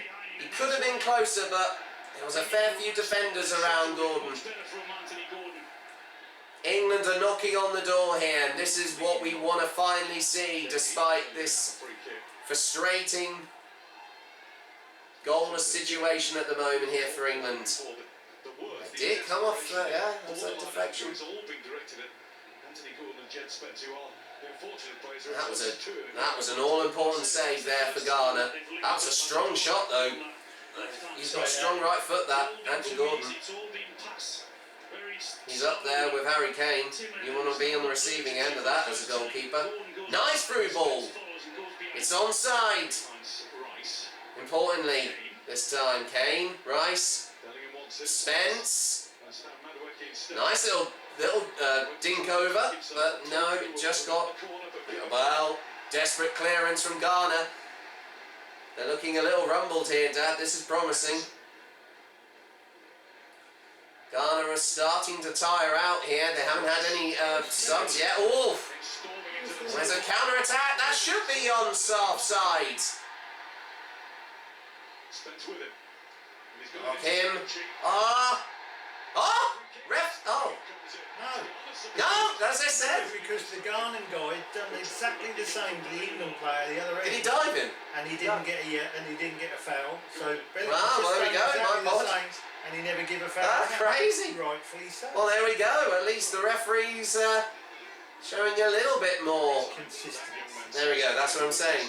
A bit more equalness there from to us this time.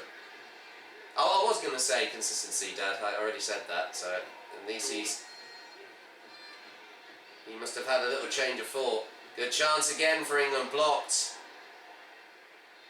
They're still putting the pressure on. At least England have managed to find their rhythm again. And just keep possession, that's the important thing. And more chances will come. And the goal is nearly tantalisingly close here. They've worked really hard just to even get one here. Oh, good. Oh, I was going to say, was that a deflection? I think it was a deflection. And a late challenge on... I didn't even see it there because the camera panned. Anthony Gordon. Yeah, I was going to say, he's in pain. He could take a few knocks, but that looked really nasty. And number 19, Williams, I think. Was that a stomp, was it? He just clipped his ankle there. Yes, and exactly. Now, when that happened to... Yeah, yellow card. The England player got a yellow card, so he's now got a yellow card. Well, there we go. At least that's consistent. Well, yeah, that was more of his on his ankle than his foot, though. No, the other one was his ankle, where it was the outside of his ankle. That was well, it didn't look like it because it was more on the front of the foot. That's why I went by the replay. Anyway, an all-important free kick. Indirectly a goal, though, but this could be dangerous from Declan Rice. Heads! Oh, he kept the header down, but it was blocked. But it's another corner to England. I think that went straight, straight, unfortunately, in the path of the number 8 player. Oh, goodness. Oh, looks like he's limping, that number 8 already. He's doing everything to keep his team at that 0-0 scoreline as we approach the 61st minute. Still no score at the moment here at the Boston Stadium. Can that all change now with another on the right side? Declan Rice corner. Swung that way. Heads, oh, but it was off target again. Over the top and wide. No doubt that delivery's meant for him to run into that space. But then again, he was pushed in the air. That's why he couldn't be a bit more accurate there. So that's unlucky for England. Gritting his teeth in frustration there, Eddie Anderson. But I think it's been a time coming now that we finally have some subs warming up on the bench. England go again. Andy Gordon. Oh.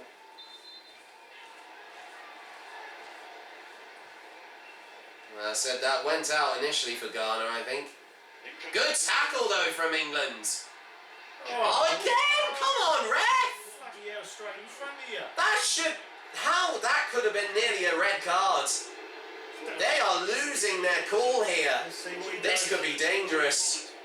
That was 2 feet. Wow, come on, referee. Where is VAR? Oof. This could be a real hammer blow for Ghana. They need to tread carefully. They're resorting to very dirty tactics. They're fighting like Zulu warriors now.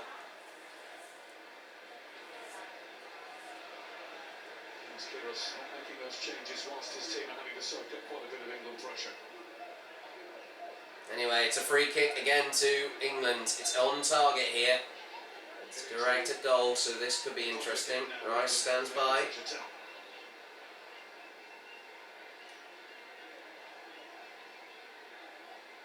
Ball comes in.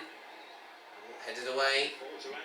Oh, I was going for the volley. He tried to have a go at it. It was blocked. It was a bit audacious. Oh, unlucky. What a chance from Madueke. He was leaning back too far when he took it. Angle, that's why the angle of it went a bit too high. But now we are seeing bravely, we've seen Bukayo Saka and Nico O'Reilly about to put their shirts on to mix a few things up. At least they've had some shots on goal, Dad. So it's not all been. There's only been one on target though, isn't there? Well, they've had a few, but you know, at least it's still promising from England. Oh, hello. Oh, holding. Interesting. Ah. And the Ghanaian manager he's like, what is going on? He's from France originally. Yeah. Oh, he's saying, I've hurt something in my eye or something. They're just getting away with murder here. They're going to be going down to 10 men if they're not careful here. This is ridiculous. This is almost turning into the game that England had before the start of the tournament against Costa Rica. Anyway, like I was about to say, number 9 is having some treatment here. Some treatment as England get their first 2 substitutes ready. You can see But at least England, despite not scored yet, they are still remaining positive here. I know it's an unusual situation for England to be in here for the first time in a while, but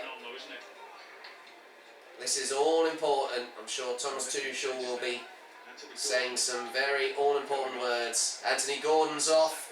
He's played well though. He's had a good game. Now comes on Bukayo Saka. And DJ Spence goes off for Nico O'Reilly. He had a good first game against Croatia. And he nearly scored also on his World Cup debut. So only 3 subs remain for England as Ghana have their first 2 changes as we once again approach the 65th minute and only 25 minutes to go in this second group stage match. And the captain AU is off, and Williams for Fatwu number 7 and Adu number 25, sorry. Well, that's interesting to know, yeah, the captain's off. There we go. I'm sure that's the first time I've literally seen It's almost like he's wearing one of those like Jewish caps or something, Dad, or like a turban, you know, because of the bandage all over his head. I've never seen a football player have his whole head bandaged before. It's almost like a headscarf. Anyway, England get the second half back underway. Well, this is brilliant. Now we know that he's looking really good out there. He's made a good recovery from his recent injury. Oh, dangerous chance here for England! Ghana, sorry! Oh, there's a collision! Wow! Oh! I know, well that was lucky. I didn't think we were obviously going to give away a penalty, but Pickford was right in the thick of that. That looked nasty. Oh! That was so dangerous. What on earth was that number 25 doing? What goal he was doing. Too far out, really. Well, I felt like Pickford had no choice up to charge out forward. He had no else to say, but he's no bad blood between him and Prince, number 25. They clasp hands in a sign of respect. It's a goal kick to England. New challenge for Marvin Sanea, having seen off Anthony Gordon.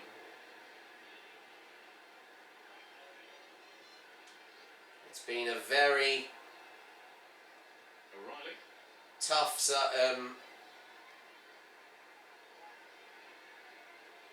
30 minutes so far. James. Make that 35 so far as we...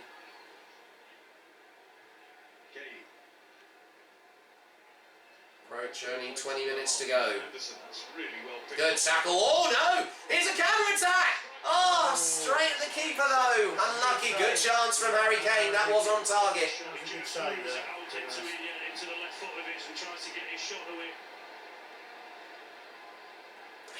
He was marked anyway. He had two players around him, so he was trying to make the best out of a dead ball situation. Another advantage played for England. There was a challenge on I don't know who that was. He's just off. Yeah, I was going to say it. Anderson? Oh, I didn't. That's what he just said, the commentator. No, it looked like a coloured player. That's what I saw. Sorry, I think that might have been Konza. Sorry. Anyway, Madueke, Riley, Gehi, Konza. Now up the right side, Saka. Nice skill here. This is promising from Bukayo here. Anderson. Quick passes. Konza. O'Reilly. Back to Konza again. Up the left side. Madueke's open. Crossing. Heads! Oh, and it's on target again, but that was the first chance on the ball there for Saka. And a miss. That's what happens when you put a left footer on the left side. Oh. And a miss. He was just off balance with the header there, unfortunately. He went completely... Oh, and there's booze because we got another hydration break. Well, as it starts and on the 70th minute, well, Dad, what have you got to say about this while they break? Have they improved, would you say? Yeah, slightly, yeah. It's definitely been a hard game for Ghana, that's all I'm saying. And I mean, you know, as much as I want to give them respect, I feel like my respect has gone down a little bit, I think, because of their dirty play. They're lucky to still have 11 men on the field at the moment, I think, Dad. If they're not careful, they'll need to get a red card. If you give them time and space, they can hurt you. And now it's just about getting the opportunity and taking it. Well, that's a very good point, Micah. As much as I know you want to see them try and score whenever possible, Dad, this has been a real challenge for England this evening, Dad. against Ghana. And it was only going to be a matter of time during this FIFA World Cup that that challenge would come to them. And they had that with Croatia around this time last week.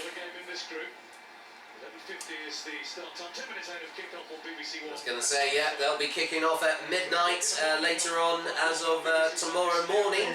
It's showing other teams that just keep back like that and England don't know how to play against them. No, I know, but they're not the only one. We've seen. Ah, look at that! You actually got the same costume. We got a King Henry VIII. That is brilliant. I love that. That is absolutely hilarious. I actually had an idea to go dressed as Henry VIII one time during the tournament, but I'm not saying that I would though, Dad, especially with the weather we've been having as of starting from today. I was literally dripping with sweat earlier on just doing the opening coverage. But I'm sure there'll be some very interesting words here as the whole team catch their breath, a quick drink of water. There's a bit of satisfaction from Benny Benassi. You right, Mum? Oh, I thought you used to it. We've had a few chances though, Mum. I knew with this game, it's important we had the win over Croatia. So as long as we... Oh, hello. I was going to say, yeah, we got... Bellingham's coming off. So we've got Morgan Rogers and Eberechi Eze coming on. There's one more. So that'll be the third and fourth substitution, as we'll have one more to go. Yeah, Elliot Anderson goes off for Eberechi Eze. What a game Elliot Anderson has had.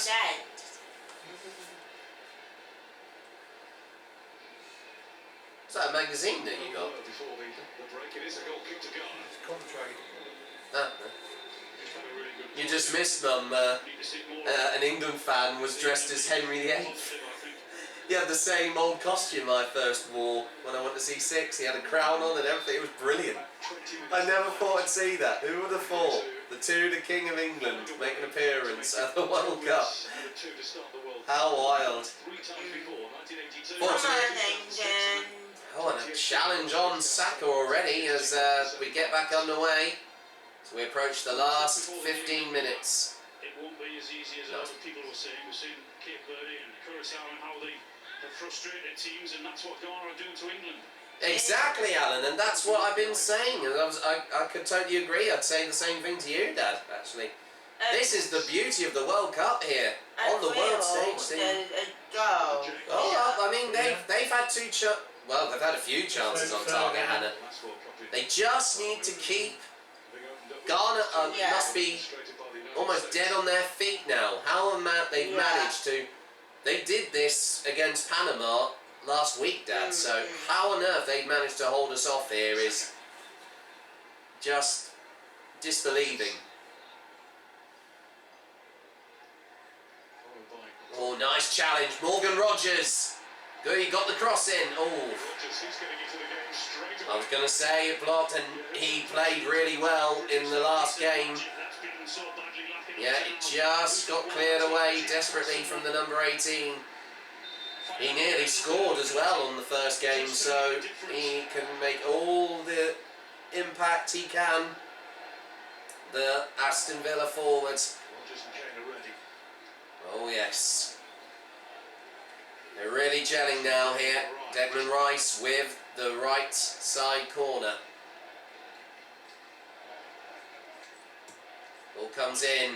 Heads. Not a good clearance there for Ghana. Well, dangerous again from England. Oh. Wow. Madueke voices his opinion of frustration. They're just trying to keep the ball out here, Dad. They're just totally still relying on total defence at the moment here. It's a goal kick. We only have 5 seconds to kick the ball here as a new rule for the officials. He'll count him down from 5 seconds. And he kicks it just in time. Ball goes back again. Oh, oh, get up! Come on! They're just diving. What are Ghana doing?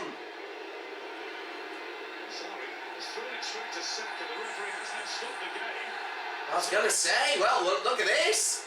The referee's going over. Oh no, he is clutching his back though, so I didn't know. There's a little hit from behind of Kane. I didn't notice that.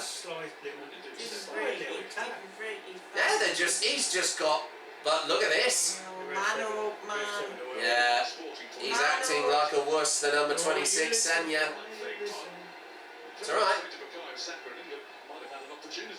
I was going to say, I think the referee has had a stern word. You big wuss. Big wuss, I think that was nearly an intentional dive there. Nearly giving away a chance for a penalty there for England. But come on, with all the pressure on Ghana here, they are making silly mistakes here. And England could easily pounce on this here. Teams are going to sit deep and are going to want to frustrate you. And it's up to you. They're looking very vulnerable here, Ghana, and it was only going to be a matter of time that they couldn't do this again. Oh, a tackle from behind again, and it's a free kick to England. As we edge to the last 10 minutes. It's been mostly momentum-wise. It's all been mostly England in the second half so far. Even though it went the same way again for England last time in the first half. Here's a dangerous counter-attack. No! No! Good tackle. Referee says nothing. My God, that was nearly a penalty. Oh my God. They had to go deep there, England. Oh, that was a nasty... How on earth did the referee not penalise that challenge on Eze? Straight off the ball. This referee, man. He is becoming a bloody joke now. That weren't an easy clearance there. Another scare for England. But Ghana are still trying to put anything on England to punish them here, but this is quite nerve-wracking to watch now here. This is the hardest they've had to play so far, even though it's only the second game of England's campaign at this World Cup. It certainly hasn't been a boring match, that's for sure. It's been end-to-end stuff all the way through. And even though if England were to score in the last few minutes, even if it's just by 1 goal, they'll still happily take it, as much as it has been another unfortunate situation for the Three Lions tonight. come on, England. They're just hoping to have a better game over Panama later on this week on Saturday. Good ball, oh, marked again. And keep possession. Oh no, oh no. Oh, oh. Well, they play the offside trap this time, Ghana, this time. Still very much the same, still. They haven't normally... Well, as I said, I'm not saying they have been playing that far forward, but who actually was caught there? They do have posed a threat for England, the 2 subs that have came on. That's crazy. The opportunity to run in behind. They have been a side that have really have proven they're almost like underdogs. It has to be said. It's not to say they've been playing as better than England have, but they've obviously relied on quite a few almost thuggish tactics, I think, to be honest. But here's another chance again for England, now up the left wing. Madueke. Riley. Konza, good pass to Saka.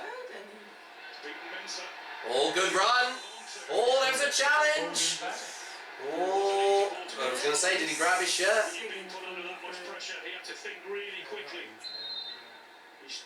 Oh my God. Yeah, he almost tried to... And he grabbed him again from behind, again. Come on. How's that not a yellow card? Right, here we go. Another dangerous corner for England. Sorry, free kick on the halfway. Sorry, on the sideline for Declan Rice. This is on. I don't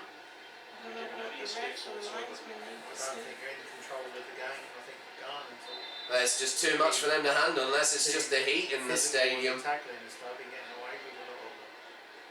These South American referees are definitely very different to the European ones.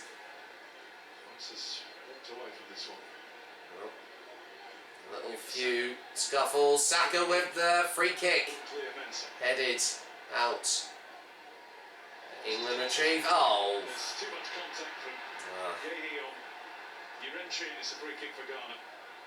That didn't feel much of a challenge, did it?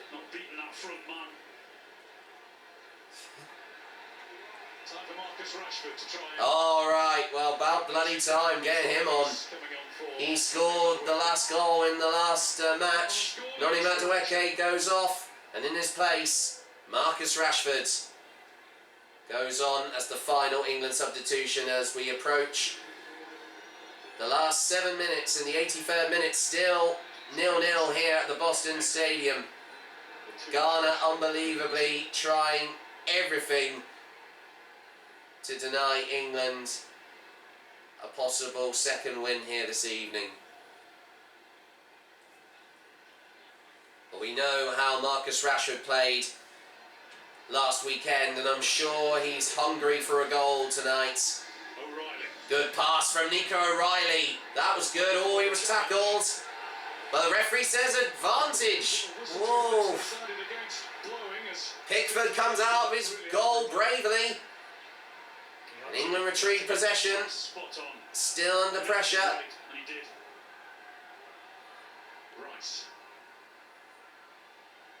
England go again here. 16 starters, didn't he? That he feels could do the job for England. Well, we're seeing the substitution, we're seeing those numbers now. Absolutely. Clutch play is definitely needed here, even though Bellingham is now off, but some of these other players can definitely play in that way too. Oh, Nico O'Reilly. Oh, late challenge from Rashford. That was unlucky. I thought he went quite hard in there, but then again, yeah, it didn't look like he made much contact, did he? No, it's just they're going so quick. Just make the slightest little. They're just trying to fabricate it. They'll be happy with a 0-0 draw against England. They'll get a point now, but they'll be very happy. Yeah, but England will still be on top of the group by the end of the night. But surprisingly, yeah, we'll still have 4 points. We're at the top of Group L. As much as I know we didn't want to, possibly. But then again, we still have 5 minutes, including stoppage time. As I did say, stoppage time. But a draw is not the first option that England want at the moment still here. England can still do something here. Ghana must be almost dead on their legs by now. How they've tried so hard. Oof! Nearly another chance. England keep possession. Saka. Go on. Oh, again. No, unlucky. Desperate save from the keeper. England keep possession. Another challenge. But England, referee says play on. England go again. And look at this, where we're seeing this, just see Tuchel on the bottom, and go, balls in again! Go on! Keep it moving, keep those short passes! Pressurise them! Oh,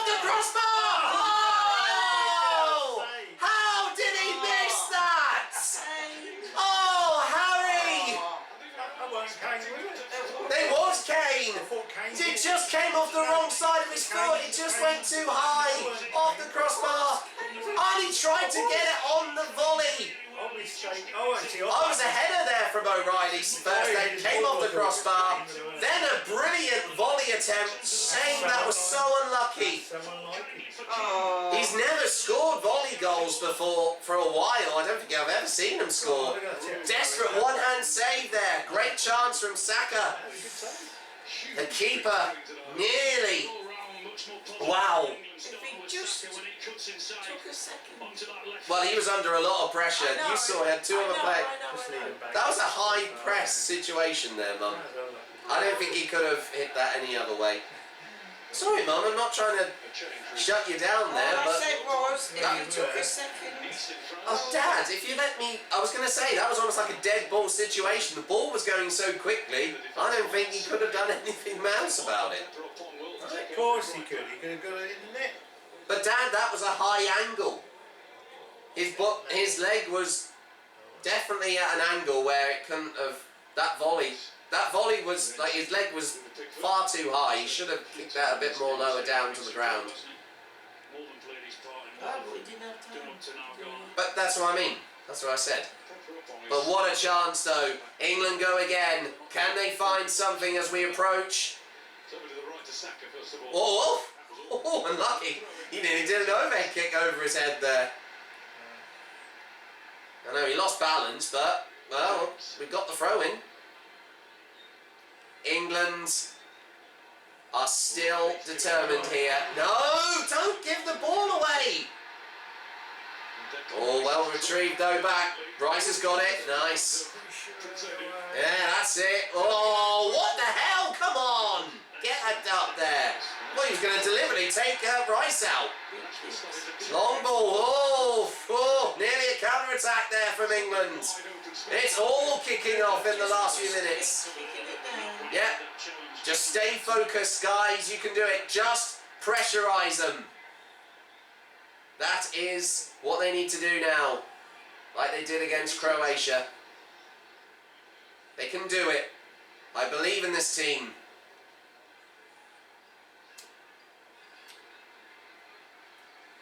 They can always get out of a very unpredictable situation. Rashford. Good ball. Oh, headed out again. Nice. Oh, he was really threw his body at that. Oh, come on. He had that. The England fans show their disapproval of that challenge. Yeah. Well, it was a scrappy 50-50 challenge there. Oh, that was such a great chance. That's just, oh, that was any lower. I know the ball was spinning really quickly there. That, I think he would have scored there.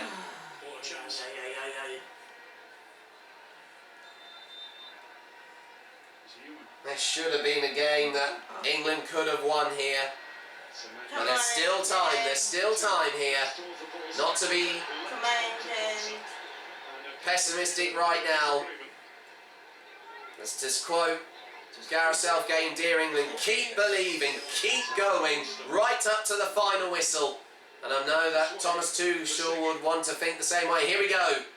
I'm seeing 6 minutes. I think I just saw there from the fourth official. There we go.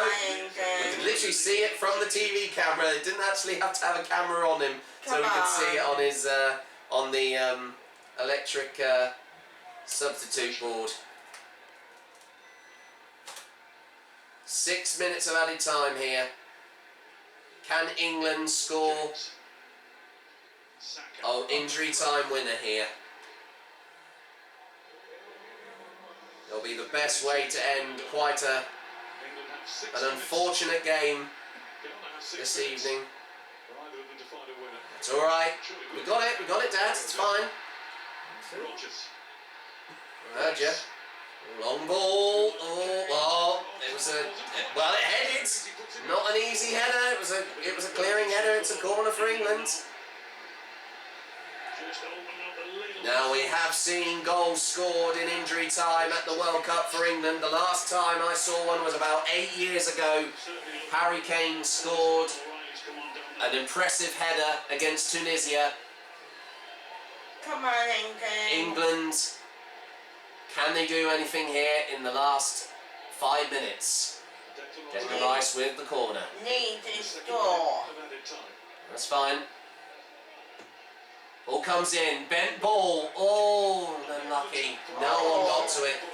That was just a bit too long, unlucky. Come on, England. It's alright, Anna. Just dropped a little too late there. But Fatu there, number 7, just had it covered.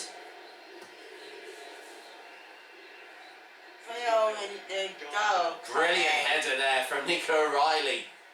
Desperate clearance there. Oh no, it's still on. Oh, go on, Morgan. Go on.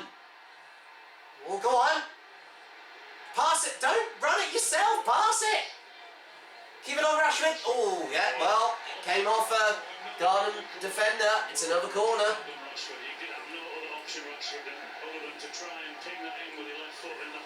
Come on. Just get a goal, for God's sake. Get the goal. End this torture. Come on. This is the hardest they've worked for just one goal at a World Cup. Feel the goal coming. Let's see. Rice. Come on. Heads. Oh, keep it on. Go on. Oh, desperate clearance again. It's another corner. Get it off the line. Headed it off the line, didn't he? Well, it was near the goal line. That was so close. Ghana are so desperate to hold on. 3 minutes to go here. Yeah, they just seem as though How are they still on their feet here? This is bloody ridiculous. Another corner. Declan Rice comes in again. Punched away this time from the keeper. Wow. Well, he's determined to keep this clean sheet here. But Eze stands by with the throw-in. He has to pass it because he was nearly going to run out of time. Throw-in taken quickly from O'Reilly. Saka. Konza. Rice. Header. Oh no, straight down, cleared away. He was marked. They're trying everything now. They're doing all they can to hold England off here. Come on, England. Good ball from Eze. Oh, a lucky fluke deflection, but it's another corner now on the right side for England. They've definitely had most of the corners this evening. That was so unlucky there. What a chance there for Mark Gahey.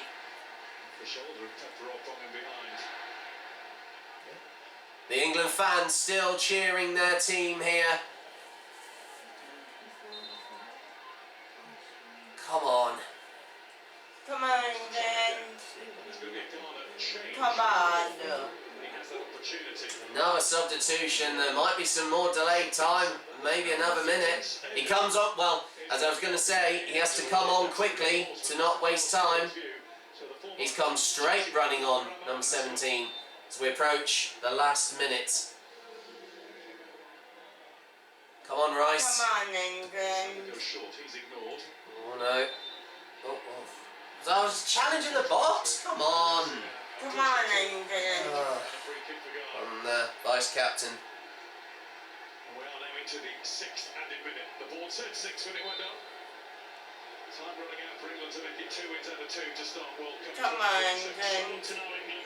Well, as frustrating as it is, I know we weren't expecting a draw, but still England will still be at top of Group L going into this upcoming Saturday's final game against Panama, which will hopefully be a lot more easy than this game tonight. Oof, get it out, Pickford. One last chance. Last minute of stoppage time now for England. Come on. Come on, just keep it forward. Don't let them score, for God's sake. knock it out, that's it. That's better. Whoa. That was almost Whole length of the pitch. There you go. Ah. I thought they would have gone on for another minute. Well, it's appeals here from Harry Kane. Well, Oh, my mind. a bloody miracle for Ghana. Enjoy it while it lasts. I think that was an undeserved draw there. How on earth they managed to do it? That is just... We lost our way. Oh, we haven't lost, Tanner. We drew. I think Ghana is quite a lot of luck in that last 15 minutes. They won't be lucky against Croatia. That's their next game. They're going to be a lot more relentless, I think.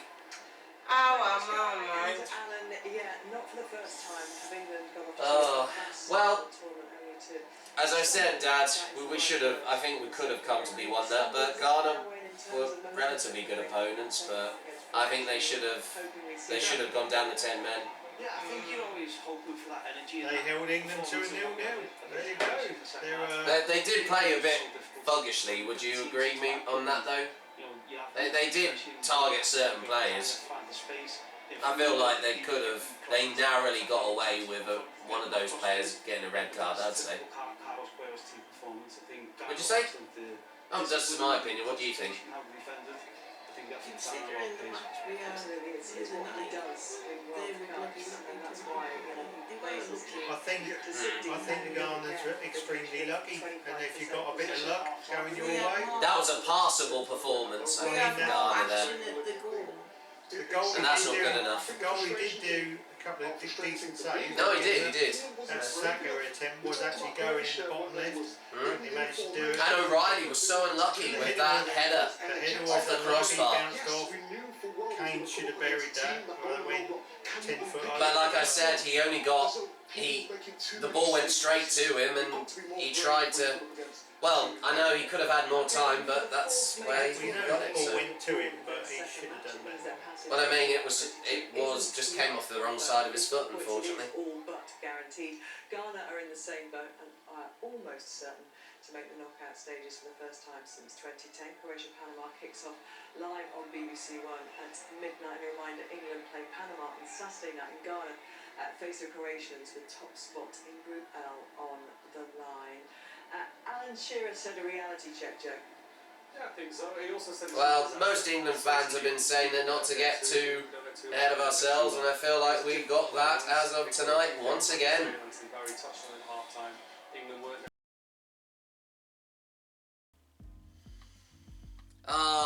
Well, unfortunately, it is not the result that England wanted from, as of now recording this, unbelievably, from the time that the match, which we just showed you footage on from earlier on, was just approaching almost to midnight as it was being played once again at the Gillette Stadium in Boston, Massachusetts. Unfortunately, England had to have a unfortunate, frustrating and quite undeserved goalless score draw there over the African, of course, Black Stars of Ghana, and the final score being 0-0 there. We want to also quickly apologise, and you might be wondering why I'm in a completely different England shirt for. Unbelievably, this is the one I was initially going to wear, but this already just got washed as of, it's already the next day, and it's already the night after the of course the match, and also some unexpected things went on while there was comments said by of course my whole family on how England played. And as much as it's not to say I didn't take the criticism, but both my mum and dad, Samantha and John, had some very strong words to say on England's performance. And I feel like, in my opinion, I think that some of their opinions were a bit harsh. But it's so crazy how England didn't manage to score, because Ghana, as we mentioned earlier on, I actually found out they were played in a low block style of play, and we can quickly remind you of some of the statistics at the end of the, of course, of that match. There was a total of 90 19 shots to England with only 2 to Ghana, 4 unbelievably on target for England, only 1 for Ghana, and 78% possession of the ball to England, while only 22 to Ghana, and 619 passes to England, while 168 for Ghana. Pass accuracy of 95% to 69 for Ghana. 14 fouls to England, to 21. 24 there for Ghana. 1 the yellow card each, no red cards, 2 offsides either side, and unbelievably 9 corners to 2 to Ghana. As well as I said, 9 there for England. So, it was so unfortunate that it was a bit uncomfortable to watch at times. There was also a bit of controversy with a challenge, I think, from, I couldn't remember who the player was, but luckily England avoided giving away a potential penalty in the last 15 minutes of the second half, which you might have, of course, heard when we mentioned earlier on in commentary, and there has been lots to talk about. A lot of people have been slatering this draw, and this is unbelievably now the 4th consecutive draw at in the second match of the FIFA World Cup group stage for the last few tournaments. Unbelievably, from 4 years ago, they held out to another goalless draw to the United States of America, and but it was, as much as I don't want to say that they played badly, they were a very tough side, I think, Ghana, and just like with a few of the other countries that have been competing in this summer's FIFA World Cup, they have unbelievably, with the likes of Cape Verde, and also, I think, another one, I think, from the top of my memory, I think had to be... well, I can't remember it from the top of my head just now, but it just goes to show there's been consistency, of course, consistent winning results here and there in some of the, of course, other groups, but it's really unfortunate that England had to get this draw tonight as of yesterday evening. But I do know that, weirdly enough, as frustrating as it was, and Harry Kane nearly got an impressive volley shot goal attempt, but it was just too high of an angle, and he had a few defenders around him. He was just pressurised.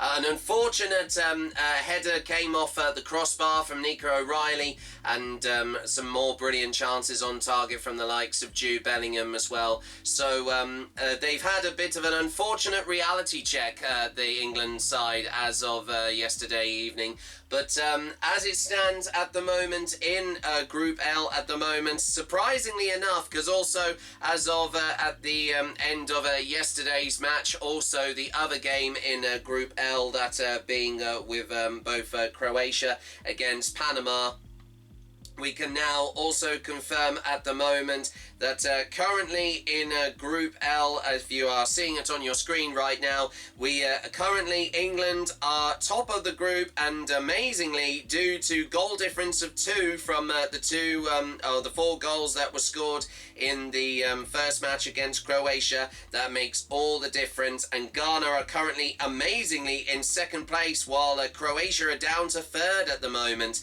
following 1 goal taken away from the previous game, when they only narrowly beat, once again, Panama by 1 goal. But as it stands, Panama are currently on their way out of the group stage at the moment. But once again, they, as I do clarify, as of later on this week on Saturday, England head over to, of course, the capital of the United States itself, New York, and more specifically at the MetLife Stadium, of course, in just around the New Jersey area, where unbelievably both the New York Giants and New York Jets American football teams do play for their final group stage match, and all they need to do is either get a draw or a win, and they will qualify to go to the next round, the knockout round of 32. So as painful as it sounds, and I know that we'll be, of course, covering this in more detail on the next episode of the spin-off series of World Cup 26, The America's Dream, Overtime, where we'll be having some interviews from some of the players on how they felt after that quite frustrating score draw performance there against Ghana. But it's definitely been quite a statement that we'll also hear from a few comments of people giving their thoughts on the game from X. Hopefully some that are not going to be deemed too negative, of course, from what I have unbelievably seen in the last few hours. And we'll also have a roundup of all the full classified results from the second match day of the group stages of this summer's FIFA World Cup. And also, as of recording this right now, there's only just a few hours to go at kicking off at 11 o'clock in Miami Gardens at of course, the Hard Rock Stadium, where they're going to be playing Scotland. The home nation will be taking on their toughest team in their group at the moment of Brazil. They haven't played Brazil at a World Cup since 1998, so unbelievably almost 28 years ago. So as it stands, they're currently third in Group C, following an impressive of course, 3-0 win for Brazil over Haiti. They're currently at the bottom of Group C, and Scotland are still in third place at the moment, with Brazil topping the group at the moment alongside Morocco, even though they did draw with them in their opening match of that particular group. So there's still lots of other matches going on, and of course, once again, we'll be covering all that in the next episode of, once again, World Cup 26, The America's Dream, Overtime. Also, as well, I've managed to get a little bit more cooler because, as I mentioned at the top of the programme, yesterday was the start of an extremely hot and, of course, humid heat wave here in the UK. And unbelievably, as of today, we've actually broke an all-time record for the hottest day on record in June of over 30 degrees Celsius. And even though currently the temperatures at the moment, according to my weather app, they say it's 22 degrees, there is a nice cool breeze blowing. If you can hear anything in the background, we've got our windows open here in our studio. As much as we could have had a fan in here, unfortunately I haven't had time to put one in, but I've had a fair few showers since, of course, you last saw me, and I can only apologise for dripping with sweat earlier on at the beginning of the programme. Hopefully that won't happen again, of course, come this Saturday, and but it's set to stay incredibly hot for the next few days, with temperatures in, of course, the early 30 degrees Celsius. And once again, the Met Office have issued a red, of course, extreme heat weather warning. Just to remind you, this is the highest tier warning that the Met Office can, of course, declare. And like I said, make sure that you stay out of the sunshine when it's its most strongest. Stay hydrated, drink a lot of water, and of course keep yourselves hydrated. Do what I do, basically. Have cold showers, of course, to keep you as trying to avoid sweating too much. Even though that I've managed to sweat a little bit as of today, but it's nice to know that it's going on until Friday, this particular heat wave. So and it's also just as warm over Europe as well, from according to a few friends of mine who have also been following this tournament from across the continent as well. But anyway, with that being said, I know this has been a little bit of a sporadic episode of, once again, World Cup 26, The America's Dream. Unfortunately, England have been held off to an unfortunate, stubborn score draw from, once again, a strong and a very defensive Ghanaian side, and they still are remaining, like I said, in second place in Group L. But once again, England will comfortably now move forward despite the frustrating result.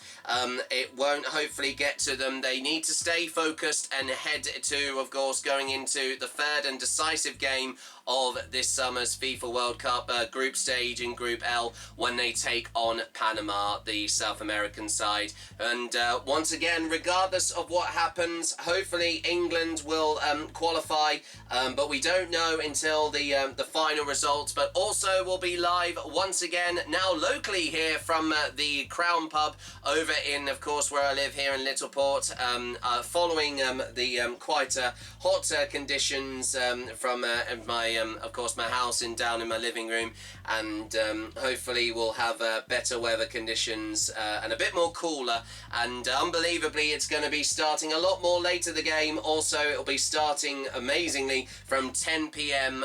Of course, as it's on the east coast of the United States, so it is the latest match kickoff of England's World Cup campaign as so far at the moment, but that could be all set to change depending on where they finish in the of course in the group after that particular game. But anyway, with that being said, I'm off to go and see if Scotland can pull off a miracle against the legendary side of Brazil, one of the most successful teams in the FIFA World Cup history. But if you have enjoyed this episode, despite all of the unexpected problems that we've had in this particular episode, and if it of course I would really appreciate that. I've literally been sweating my whole body off just to do this video for you guys, so I'd really appreciate you giving a like, comment down below on your thoughts on the game. I know hopefully it won't be too negative for, of course, how the way that the team played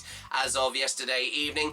And as always, do subscribe, and of course do stay tuned at the end of this video, as if you have missed out on the previous episode of this series, you'll be able to see the previous episode at the end of this video. And a quick reminder how you England fans can also have your involvement in this series as we continue on hopefully the World Cup dream of this year in, of course, the FIFA World Cup of 2026. From me, Jack Wright, and from everyone here from the studios of JackpotButtonLewis Sport Productions, until next time, au revoir, adios, or wiedersehen. Thanks for watching, and we'll see you from this Saturday and this weekend as we look to the third and final group stage match of this summer's FIFA World Cup as England take on the South American side of Panama.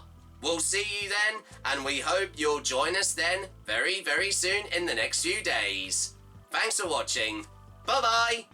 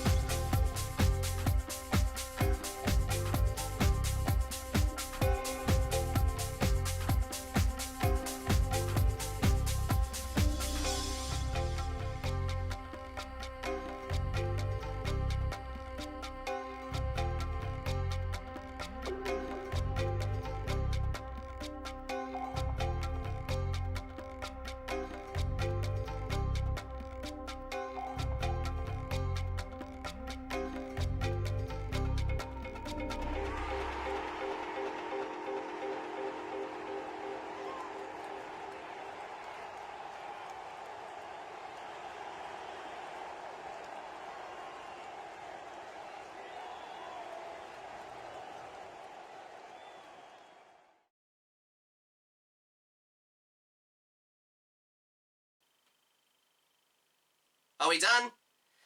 Oh my goodness. I can't believe that episode was so all over the place, wasn't it?